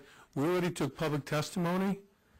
Unless it's some earth-shattering item that is going to bring a lot of light into this, I think we've heard a lot. Let me just add to this. Not wanting to take more of your time, but this whole question of if certification is that going to allow a school district to say we can move to level 2? Because I don't know that that is compliant with the law. That may be something you want to consider before taking the action. Because you're talking about something that is statutorily rooted when a district looks at its eligibility and then its moving of a project through to the board, and that the district must be able to demonstrate that in order to apply and have their board levy level 2 fees. This was brought to us by the Implementation committee is one of the I have options. to assume they must have considered Well, except they did not consider the resolution by the board district, board saying we may not get this. That was not part of implementation. Not this option, Yes. originally, that's correct. So while this was one of the options considered by implementation committee, it was not the amended option. Right, but the amended option was part of another, so someone must have considered. Okay. Part of this option, Mr. Chair, requires us to come back with conforming regulations. We can go back Okay. and clarify All right. in the So meantime. we'll need to do that. Okay. Thank you.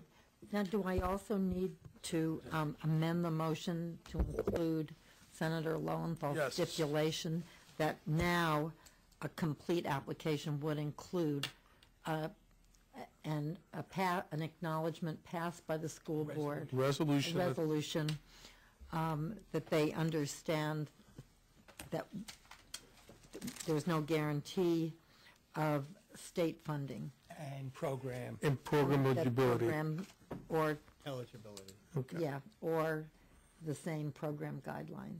Okay. So that was moved and seconded by Senator Lowenthal. More board comments, Ms. Moore? No? Okay. I guess it's more technical. We have a regulation on statute that, we have a regulation that says we have an unfunded list until such time as we pass, if this passes, and regulation takes 3-4 months. So in the intervening time, I'm assuming the regulation as we currently have it stands until such time as it's changed. Is that correct? Right. So there'll be a group of projects that fall into that. But the board also adopted a policy to have this discussion brought out further, in which they would establish what the policy would be until we have this discussion. The policy was to create a list, and it put those projects on the list. But we have a regulation that we have to, don't we have a regulation that we have to adhere to until such time as it's changed? We have a regulation in place until the board takes such action, such as today, to do this. In terms of school districts moving forward having to do the certification, that does not kick in until such time the regulations are adopted, making that requirement. So the components of the motion that it will be effective immediately, and the components of the motion that will require regulatory changes, is that correct? That's correct. Okay. I'm sorry, I don't understand what's effective immediately. Well, the board is going to adopt a policy today that they're going to move forward with regulations on option 2. And that will be the new rule moving forward until the regulations are in place. I don't think we can do that. But we've done it. We have accepted, like Ms. Moore mentioned earlier, we have accepted projects beyond the authority. The current regulation does state that that we will accept and process. We have not processed those applications yet. We would need to change that regulation to clarify this new option that the board made. Now, in the past, we haven't taken a new regulation into effect until it's become approved by the Office of Administrative Law. Even if the board takes action today, we still have to go through the rulemaking process for it to become effective. But if we're out of dollars, maybe this is a legal thing, you can always make a declaration that you're out of money and that the award is 0, and that list basically gets thrown out and start all over again. So I'm sure that's not what most people want either out there. So instead of putting this in a bind where you are certified, therefore, you know, I would think if we had to, if we get pushed into by legal sense, we could say, okay, these are all certified, but we have $0 left, therefore that is out and the new funding comes in or whatever. The regulation that's in existence stands until it's either repealed or another regulation supersedes it. And I believe SAB, I mean, the OPSC has done that in the past, that the regulation that's in existence, and that is the statutory way. So the regulation stands until such time as it is changed. So there's a group of projects that are subject to the regulation as it stands now, and there will be, if this passes, there will be a group of projects subject to the regulations that change. That could be true, and that might be something that the board may have to make a determination as to, you know, what to do with those projects. But as I mean, statutorily, a regulation does stand, because what you don't want to do is have an underground regulation. So I'm just trying to remind the board about this. Thank you. Okay, so there's a motion and a second. All in favor, say aye. Aye. Roll call. Lowenthal? Aye.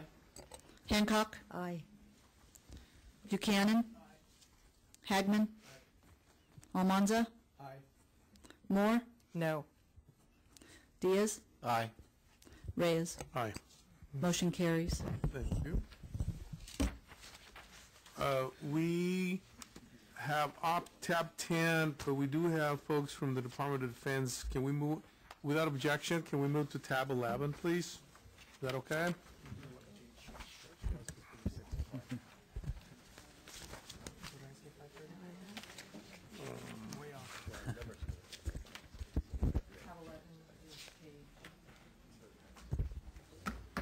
$332. Okay, this is tab 11, page 332 in the agenda. This is a report back from the State Allocation Board Subcommittee on Department of Defense projects. Back at the April 2012 meeting, the board established a subcommittee to talk about these 5 districts that have 7 California schools on military bases. The Department of Defense created a program that will allow these projects to receive federal funding, provided they the districts can come up with their 20% match. As a result of this subcommittee, the subcommittee has 2 recommendations that they are bringing back, which I'll let Ms. Moore speak to, and the Department of Defense is also here to field any questions on that. Thank you, Mr. Right. Chair? Yes, please. Thank you, Mr. Watanabe, and I'd also like to thank my fellow subcommittee members, Assemblymember Buchanan, Assemblymember Hagman, Esteban Almanza, and myself. We met on June 12th and developed these 2 recommendations. Since that time, the recommendation to amend the regulations to allow for preliminary apportionments for the Department of Defense project is not really viable because we are, as we just discussed, out of bond authority, and it would not necessarily, I think, advantage these projects in the manner that we conceived of back when we first talked about this in April, and then subsequently meeting in June. In addition, one of the school districts, Sierra Sands, is on the list for a portion of their modernization. They're about $6 million outside of authority. And hopefully they'll get through the line to authority if there's rescissions or other funding that comes back. So a portion of the problem starts getting solved there. I'd like to just concentrate on the second, and I'll ask my fellow subcommittee members if they'd like to speak in a minute. I'd like to concentrate on the second recommendation, and that is to recommend that the legislature, much like we are talking about for all these other issues, consider the funding for the 20% of those projects that cannot come up with it in the 2014 bond measure. So it's a recommendation to the legislature, essentially, is what it is. And I would also like to just introduce Robert Hertzfeld, who's the project manager from the Department of Defense Office of Economic Adjustment, who can provide an update on the questions that were asked during the April SAB meeting and the June SAB meeting, because these projects have been moving forward. There's some change, and I just would ask him to address that. And then I'll turn it over to my fellow subcommittee members if they have any comments, and make some final comments and ask for a vote on that. Please. My name is Robert Hertzfeld. I'm a project manager for the 7 California projects that we have under our program with the Office of Economic Adjustment. First, I wanted to thank all the staff for all the time that they've spent looking at all of these projects. And additionally, the subcommittee, who we spent a lot of time, and by their questions and thought process, showed that they spent a lot of time thinking about our project and our program, which is a little bit confusing because it's a relatively new program without a history or a track record to go forward with, and appreciate all the comments that we got from the subcommittee staff. just to update everyone on the project, we basically, in, I guess, the fiscal year 2011, at the budget reconciliation bill in May 2 years ago, got $250 million to create a pool of funds to help school construction of the worst ranked schools, public schools located on military bases, based upon an assessment that was done on condition and capacity. For that first $250 million, we decided to go out and solicit proposals from the top 12 on our list. Out of that top 12 worst condition and capacity schools, 3 were located in California. When the last budget reconciliation bill was done last year, we got another $250 million put into our program. We went out in September requesting proposals from the next 12 on the list. Out of that 12 on the next 12 on the list, we had 5 located in California. The first, what we called tranche, the first 12, we reviewed their proposals and started processing the request for funding and grant funding. Out of the top 12, we've issued so far grants for 3 of them, and we're working down on our list, and we hope to get through that first 12 that would go through that first $250 million before the end of the year. We have also started the review process for that next 12. So we have firm proposals from all of the second 12 school districts, and we have started site visits and reviewing and analyzing those proposals. So that's where we are in the process, and open to any questions that people may have. So if I can summarize, there's a federal opportunity for currently 7 base schools in California to access about $200 million in federal funding. They have, as a part of their requirement, 20% local match. We're aware that 4 of the 7 of the first 2 tranches cannot meet their local match. And they have, each of them, I believe, has either had a bond measure or had a failed bond measure and have expended their local funds. So I was asked as the liaison, they wanted, each state has a liaison to assist with the California projects. And that's why it's before this board. I brought it up. We had our subcommittee. We were looking for options that would assist these projects.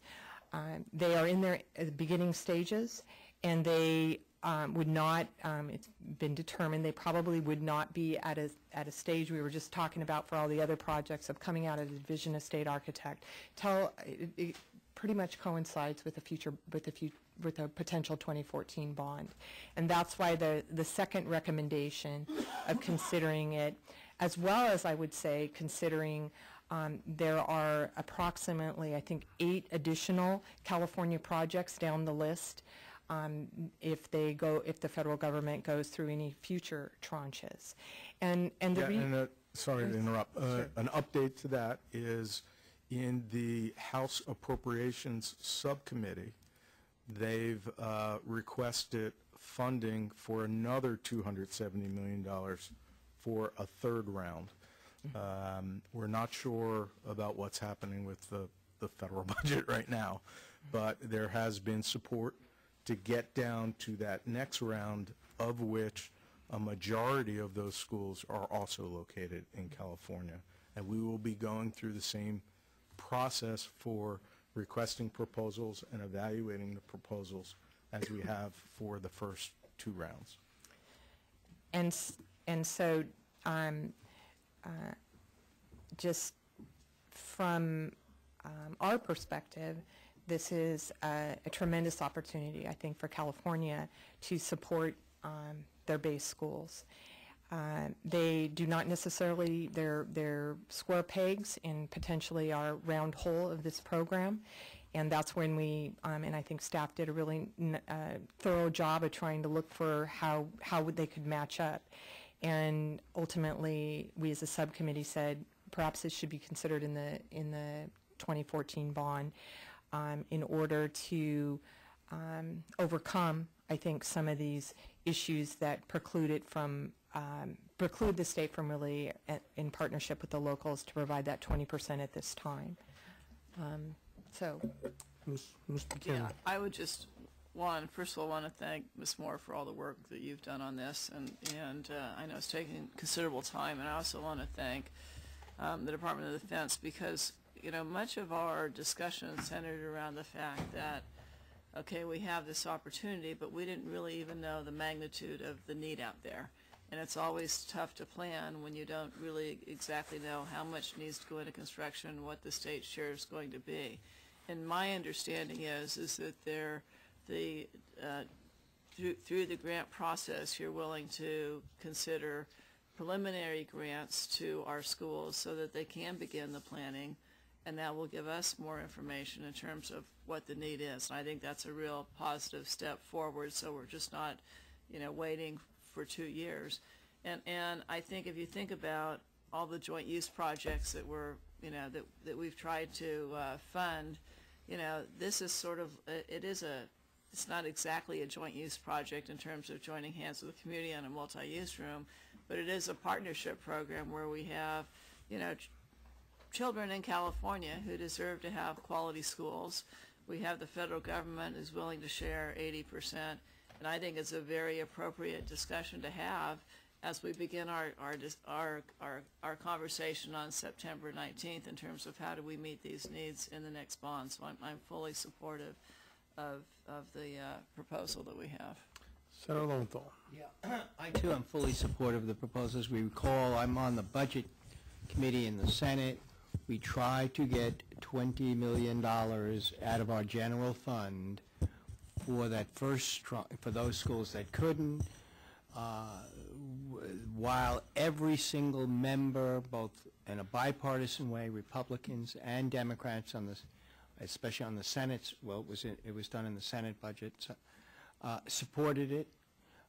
It was with the administration and others said there was no money in the general fund to be able to spend this, and they moved it out of that. So away from the general fund,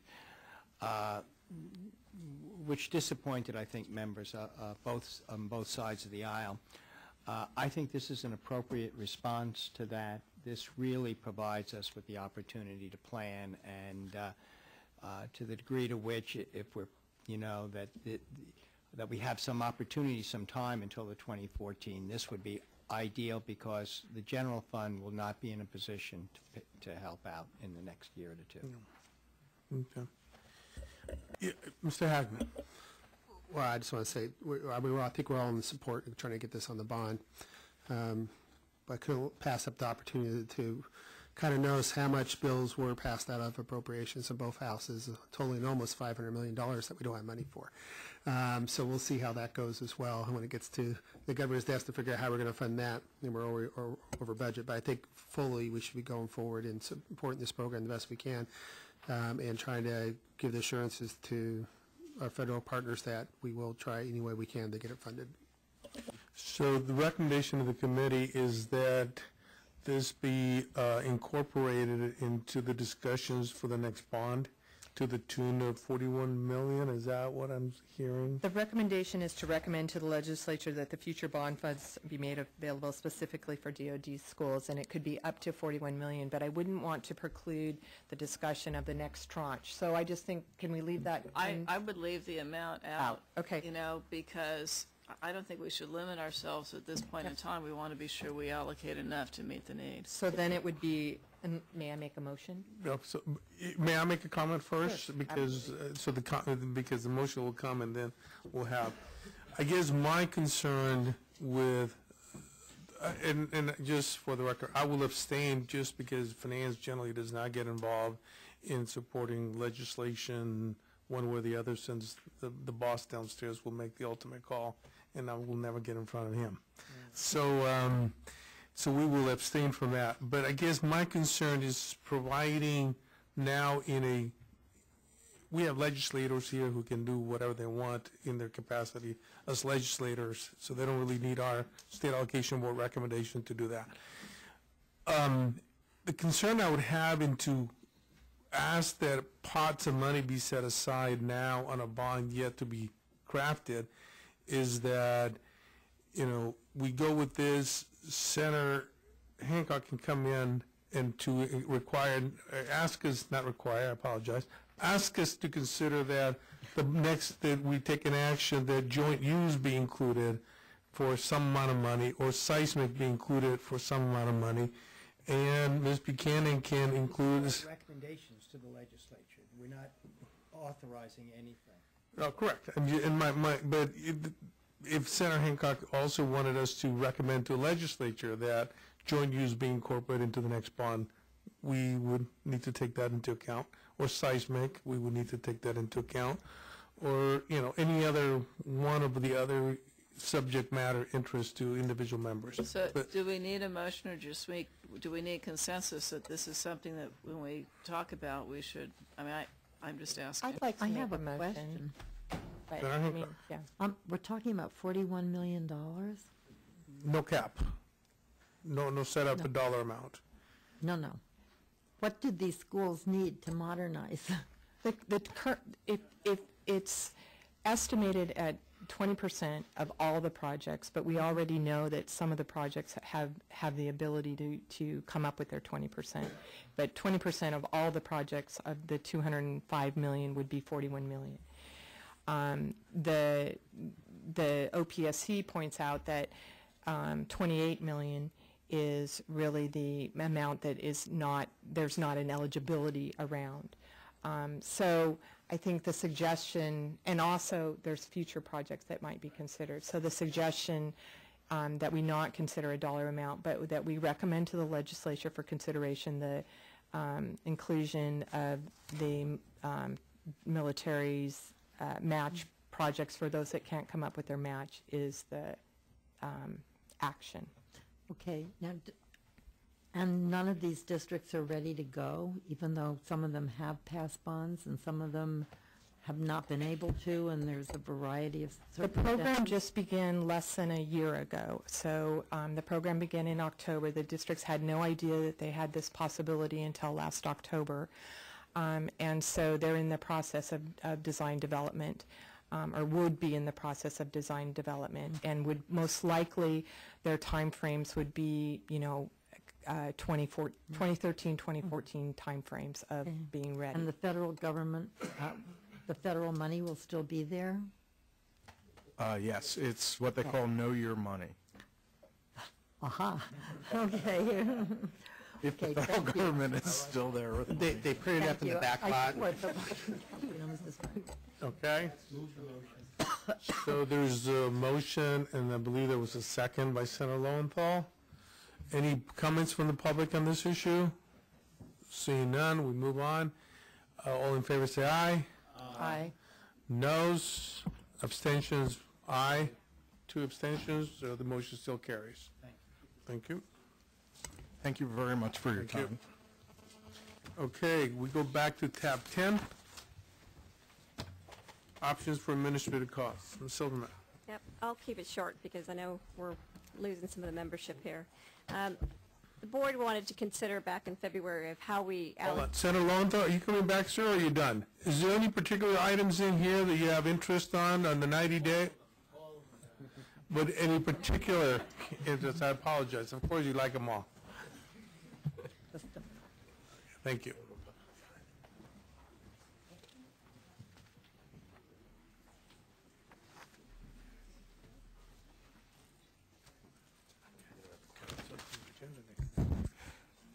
Okay. Okay, so in the interest of time, just wanted to jump to some of the high-level points of view is whether or not we could actually prorate any of the future costs to the program, because that's obviously something that we've never considered in the past.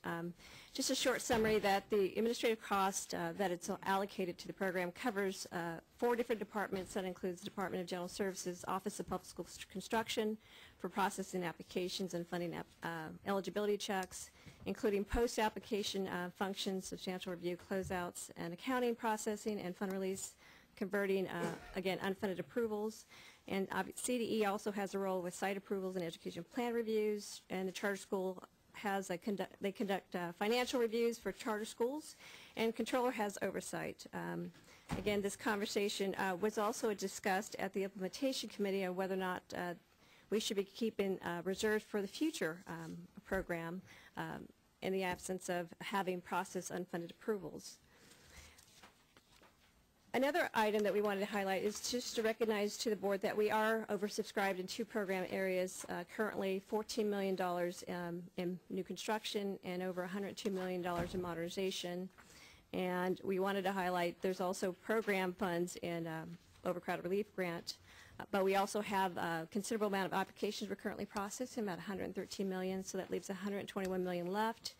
And whether or not the board has actually considered reserving admin costs for the future, this board has taken the action in the past to do that. So what we're proposing is, in summary, is to take into account $17.9 million that was reserved, that was approved for the program as part of the Budget Act for this year, but also parking set aside for future years that include 13-14 and 14-15. The administrative cost to the programs has strictly been isolated to certain program. In the past, we've charged completely the charge to modernization or new construction, and most recently to the overcrowded relief grant. So the options we laid out for the board is actually on page 328 through 331.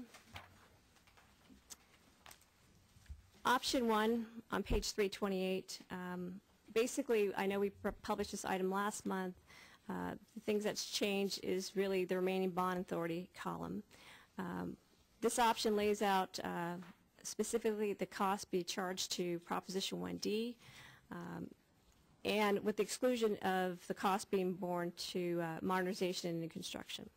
So the Budget Act does require that 12-13 fiscal year be charged to Proposition 1D, but again, providing the board some flexibility of whether or not they want to move forward with just precluding the new construction and modernization. And likewise, the brunt of the charges would be assessed to the seismic program of $21.3 million and the overcrowded relief grant of $25.8 million. And then smaller charges, obviously, to career tech and the high performance area. So what you're doing is just prorating it based on what the remaining current balances available. That's correct. But doesn't that kind of take seismic a lot harder because of the money that's there now? That's correct. This is just looking at the current funds balances, not including the projects and the workload. Okay. So option 2 is to include all programs that includes modernization and new construction, but exclusively have the charges assessed to Proposition 1D. So the rate assessed, the proration obviously changes. Their $1.9 million would be charged to new construction, $15 million to seismic, $14.2 million to modernization, $0.6 to career tech, $4 million to high performance, and $18 million to the overcrowded relief grant. Okay. The next option is option 3, and bearing the charges exclusively to the overcrowded relief grant, and that's strictly out of 1D. And option 4 is a spread of the costs throughout the bond programs, specifically 12-13. Again, the Budget Act does require that the charges be borne out of Proposition 1D, but the future cost, we have a different proration because that cost could be prorated through the other active programs, which include Proposition 55 and 47, in which they do have fund balances in new construction and modernization. So the spread of the cost for the 12-13 year is specifically including new construction and mod, but only 1D, the cost in the prior or subsequent years are spread throughout the program. So in effect, there's the charges floating forward. I'm not sure if you have any questions. Senator Hancock. Thank you. I would just like to ask that we hold this item over. Senator Lowenthal made that request out in the hall, and this is, since this relates to options for continuing administration after bond monies are depleted, I think in light of our previous discussion, this ought to be put over till our September meeting because it's part of a big picture. And I will say there are some things that would give me pause, like taking money from the seismic fund to pay administrative staff when bond monies are depleted. If there was an earthquake and a school fell down, I wouldn't want to have to explain that. And I just think we all have to be sensitive about that kind of thing right now. And that we've had a very good, long discussion about what to do with the grant applications, and that we really ought to have a similar discussion, hopefully with a full board component, about what to do about continuing administrative staff after the bond monies are depleted. Okay. Senator Hagman? Thanks for the promotion. I'm thinking of the future, sir. Well, the one option in seeing here was actually, I mean, most of the grants I ever dealt with before, especially federal grants, they gave a certain amount for administration, and it came out of each funding source based on staff time. And we don't really have that prorated. I don't know how much staff has spent on one program or the other. So if we are coming back, maybe that's an option to look at. But just because we run out of money doesn't mean there's not administration duties to do to follow up in these projects in place, to follow up and make sure they're still complying and still following all the different things we have. So we have to fund it throughout the length of the last project, the last day, even if you're not out of money, so you have to plan for that. But I think, one of the options to look at is how much each program is using as far as percentage staff time. I don't know if you had that kind of numbers, but just approximately, you spend more time on, one set of funds than the other. That'd be more fair to my part. New construction, modernization, and there'll be... That's the meat and potatoes of the program, Mary. But we still have $1.1 billion in other active programs that we still need to dispense with. So, in deference to Senator Lowenthal's interest of being here, we probably should put it over. The one caveat I have, though, is I would like to perhaps come up with something for now and then bring it up again next month, because we need to set aside some pot of money, and we're writing checks, and so this percentages will change by next month. That's correct. And so if, Are we out of administrative money and we can't make payroll? we need What's to the deal? set it aside, otherwise we're just going to start writing checks. But I'm sensitive to your seismic issue. My preference would be the seismic and the small pots don't be touched, because they get a disproportionate share, particularly in the seismic that we have not been very successful in getting the money out. Well, and the high performance grants are the same thing. So my bias would be to impact, frankly, the meat and potatoes programs to the extent that we have to. But I would like to set some money now aside and then come back next month and have the conversation and change that if we need to. Okay, I guess I'm not clear on whether we're setting aside money for the next 2 years, for the next month, for meeting payroll, next week. What are we talking about? The Budget Act provided the authorization to expend the funds for 12-13, so that's a given. I think the question is the prior, subsequent funds, for the next 2 years. And I think it's a set aside of $17.9 million each year is what staff projected. So I think we could reserve some pot of money to carry that over until we have a further discussion. I'll make a motion real quick. Okay. Ms. McKenna had a question. Go ahead, Ms. McKenna. So Okay. The Budget Act provided the funding for the next fiscal year. Correct. For the current For the current fiscal year. Right, we are in the current now, that's right, it's August. So it provided that, and it took the money out of 1D. 1D. Right. Without specifying. Without specifying the program. Correct. So the certainty you would like to have is, what program am I charging it to? Just as a placeholder now. As a placeholder now, okay. And if we come back next month and have full And- deliberation, we can undo what we do right Senator now. Hancock believes, which I agree with, that if we're talking about how we're going to get through allocating the remainder of this bond and move on to the next one, that should be part of a bigger discussion. And I wholeheartedly agree with that, because I philosophically believe you take the money out of the top and then you spend the rest, which in effect allocates it evenly.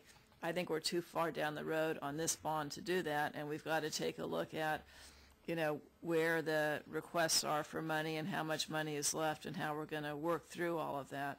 So my question then is, you want an interim solution. How much money are you looking at in terms of the need for an interim solution, so you know where you're charging it, and we don't, because I think we have limited ability to move money from one funding pot to another, right? Some we can do, some's required by legislative action. So Okay. Last year, in the absence of any action by the legislature, administratively, we moved money from the overcrowded relief grant to pay, which freed up money for modernization, which is what was taking the paying for it historically. In the absence of any action, we have to set aside money for this. Right now, we have 1D money, but we're not limited to anything. So technically, we the administration can tell the controller, take it out of this fund, and it is what it is. I prefer to be in conversation with the board and say, okay, board, we're coming to the last few dollars. What is the wishes of the board to move forward? And that's why I'm seeking guidance. We can do it, and the Budget Act gives us the authority to do a lot of stuff. But but in the meantime, we're writing checks. And before we deplete different funds, because if we do this calculation 2 months from now, the seismic will be the biggest pot. And that's not what we want to do. It could be the only pot. It could be the only pot. That's And that's frankly one of the concerns that I have, Senator, is that I want to signal now that this is the pots that we're reserving of $53 million. It's a guess, but we're reserving now. If we come back next month or the following month and say, you know what, really the 50 modernization, 25 overcrowded, and 25 new construction really is not the way to go, we can then have that conversation. 25, 50%, whatever percentage we agree to is not the way to go. Or doing it all out of 1D, or we can do all the bonds, but exclude the niche funding, the seismic, the joint. We can do that. My concern is that we're writing checks and Well, we know we're oversubscribed in some areas. So are you looking for us to say, until we take further action, take all the money out of pots A, B, and C, the 50 whatever million? 53, yeah. Or are you looking for us to say, until we can discuss this in September, take the money out of pot A, B, and C? Because they're two different dollar amounts that we're talking about. I would like to protect the $53 million now. What is the $53 million for? Next 3 years. That's for the next 3 years of administration. For the entire staff that we now have on board. For the Although we may not be processing grants. Four agencies are I think you got to make a case for that. There are 4 agencies that are being funded out of this. That's correct. Controller, Department of Education, or BSC. Yeah, I just think we have to be sensitive to the fact that we have some issues around where money goes, and that I'm not comfortable today to say I'm going to guarantee that we keep all the administrative funding so that we keep all the state employees here, even though we may run out of bond money and we decide not to process applications.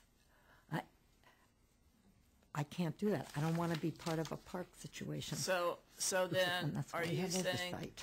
that you're saying we'll just let Department of Finance make the decision where they want to take next month's Well, I checks? thought I Well, heard that we have put money into administration so that for the rest of this fiscal year, administration is They covered. haven't So I charged don't, that to a specific program, is what I'm hearing. That is correct. You want to We know what do not have program to a charge. program as specific that we want to charge, and I'm being very clear that administratively, we have the authority to make that call.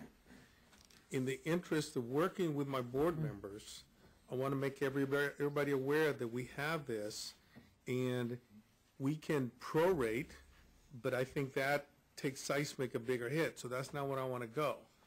I think our meat and potatoes is the modernization, new construction. My preference is to go there and set that money aside now out of the modernization and new construction, but out of all the bonds, all the bond authority we have. And that is just a placeholder.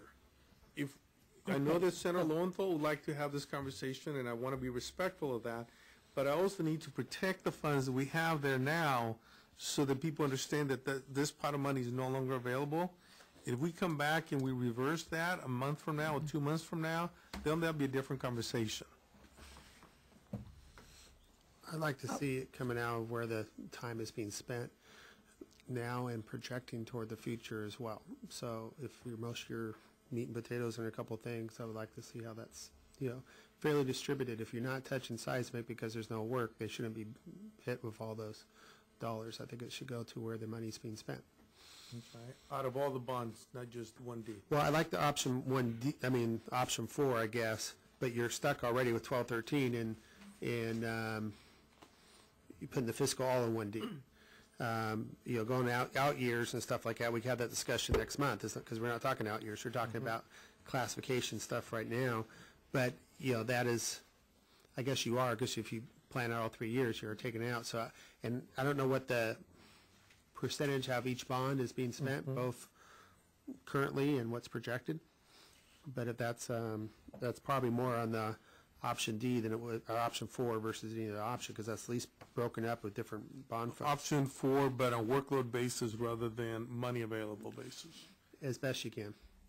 The problem I have with that is we could end up with money left in a pot and no ability to transfer that, and a school and a district that's ready to build a new school or modernize, and there's nothing we can do. So what if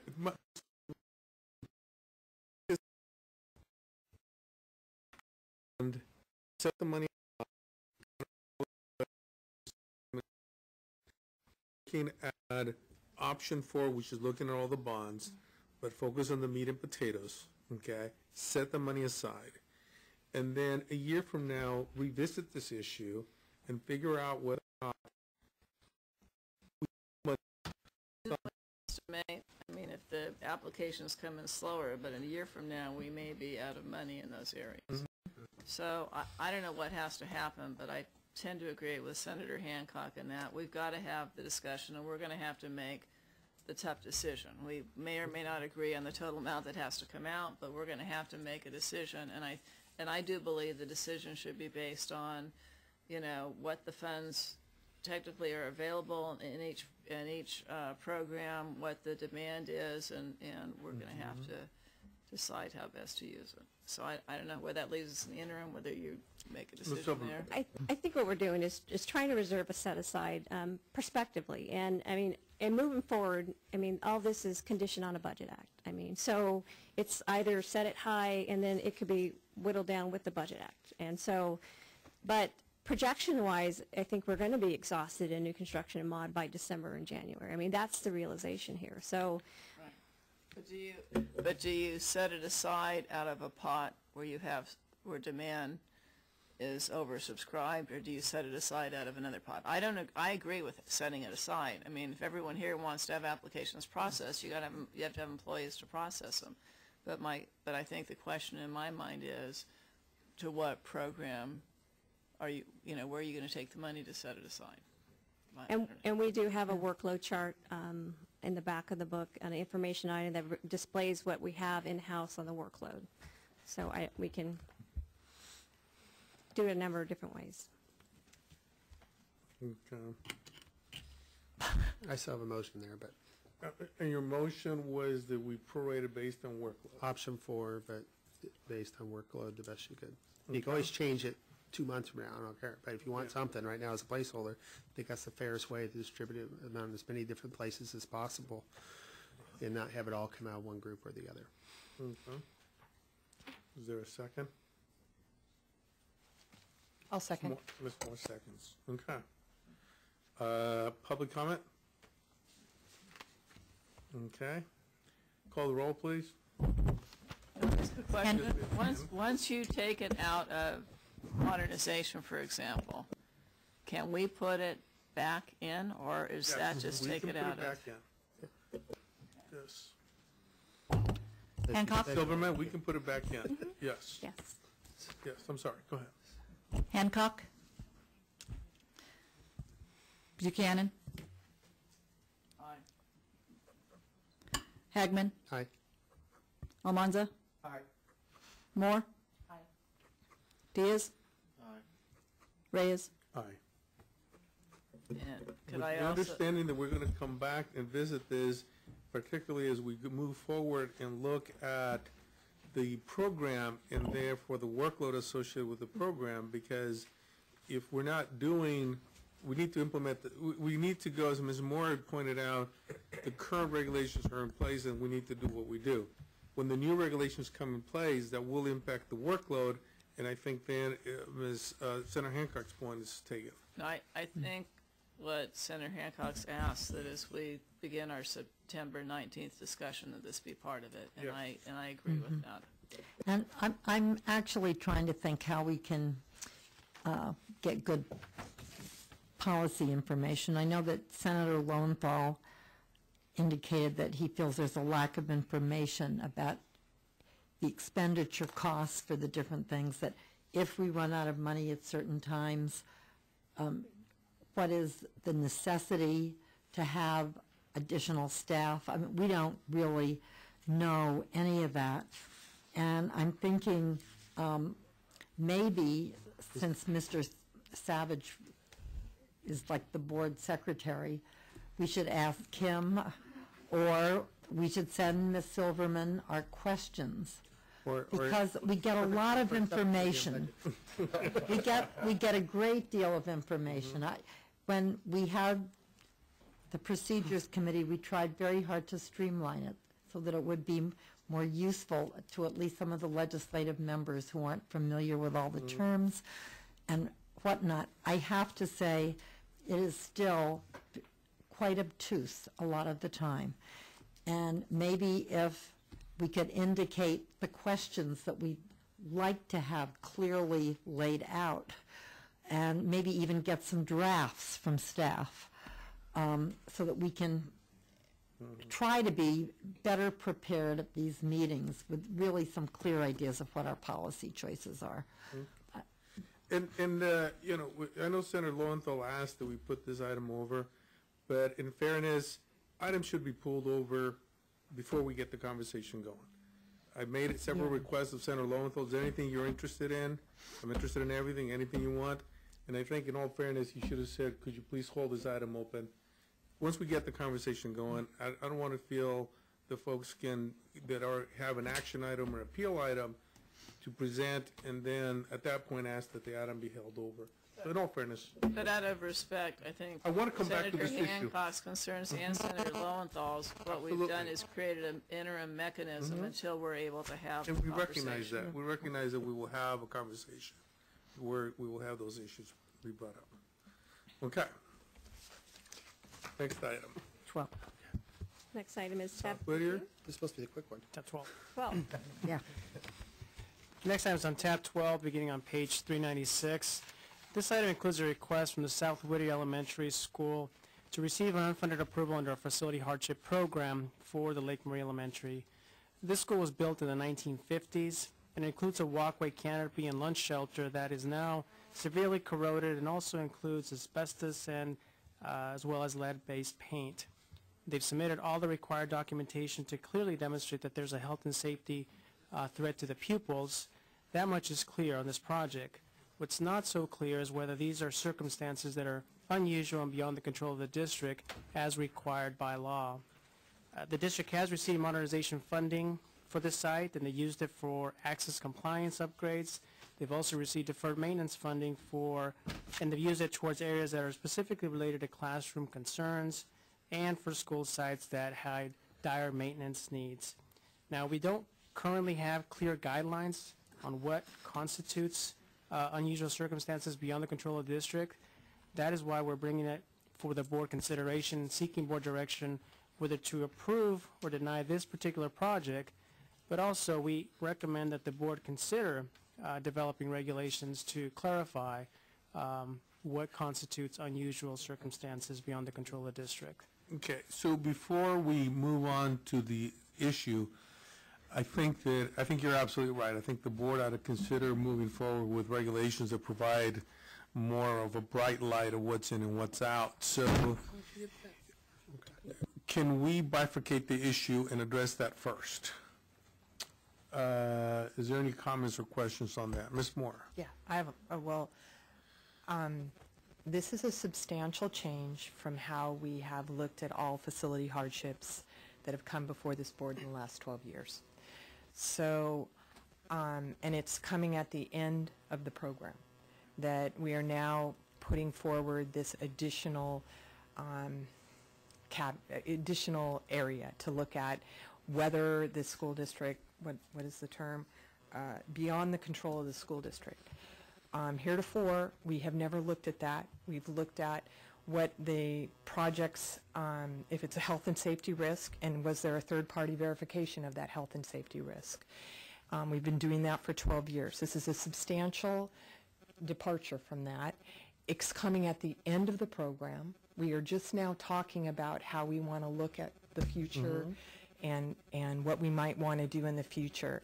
So I think that in fairness to the projects that come forward that have in the next, I don't know, I mean, really, facility hardship, we're going to be out of bond authority, right? So how many more of these can come forward that we're going to try and regulate an additional criteria that heretofore hasn't been regulated? I would suggest that we put that to a future discussion on what we do in the future. But these are health and safety issues, and we're now going to, as a board, start adjudicating what's beyond the control of the district or not. I think that's a very tricky area coming at the end of this bond measure. So I wouldn't support us going that direction. Okay. Anybody else? Just for the school housing definition, the lunch canopy, does that qualify as housing versus?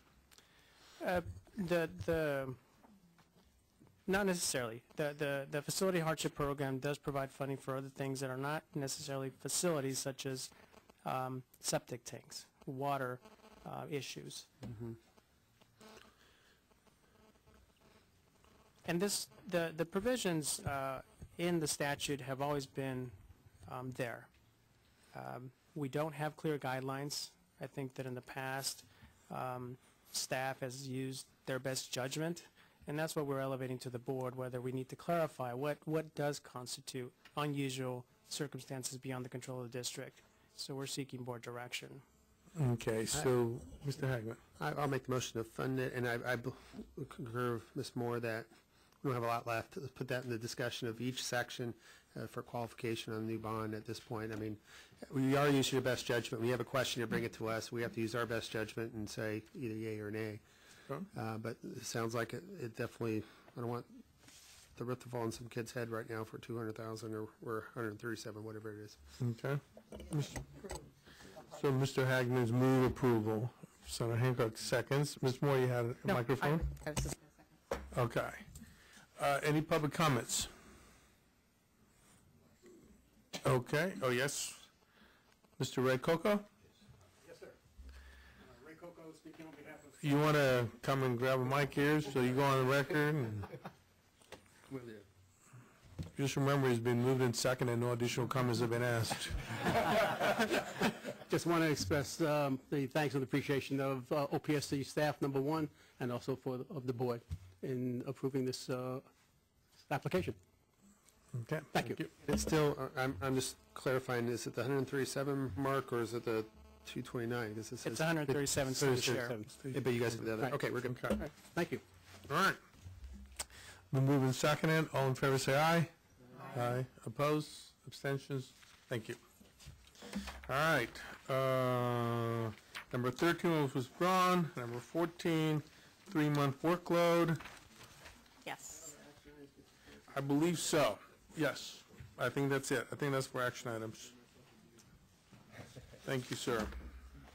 So tab 14 is, I'm not sure if there's any questions from the board Any members. on the questions from workload. I anybody? actually have a, we'll ask that one of the items get withdrawn, which is a report for the AB 436 Compliance Monitoring Unit, to have the Department of Industrial Relations come and report to the State Allocation Board on the implementation of that unit.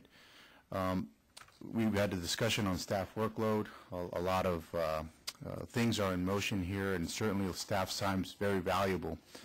The purview of this board isn't necessarily to look over or monitor the Department of Industrial Relations and how they implement the compliance monitoring unit, but therefore there are very important questions that were raised by stakeholders, and so I think it's important that I myself, on behalf of state building trades, work with those stakeholders and seek to also look to with the legislature and create an overview, sort of a oversight hearing, perhaps, of the compliance monitoring unit, and also bring in others that are affected by AB 436, because it's not just schools, it's every single state bond that's available. So I would motion that we remove that report and just focus on working with the legislature to create some oversight and see how that DIR is implementing that unit. Okay. People support that. It was an item that was brought up a few months back and it was put over. I concur that this is really not our purview to bring in the Department of Industrial Relations any more than it is our purview to bring the Board of Equalization or FTB before us. So I'm okay with that if the rest of the board members. I know that we didn't take a formal action last time, but the board did acquiesce and say we should. There's a board acquiesce now that it's really not our purview. And Mr. Diaz, what you do on your own time is your issue, not a board issue. So keep your commissioners to yourself, please. Okay. Okay. So it's not a board item issue. Yes. To comment, we had. I'm sorry. Thank you. We had requested this, as we've actually done before when we implemented 1506.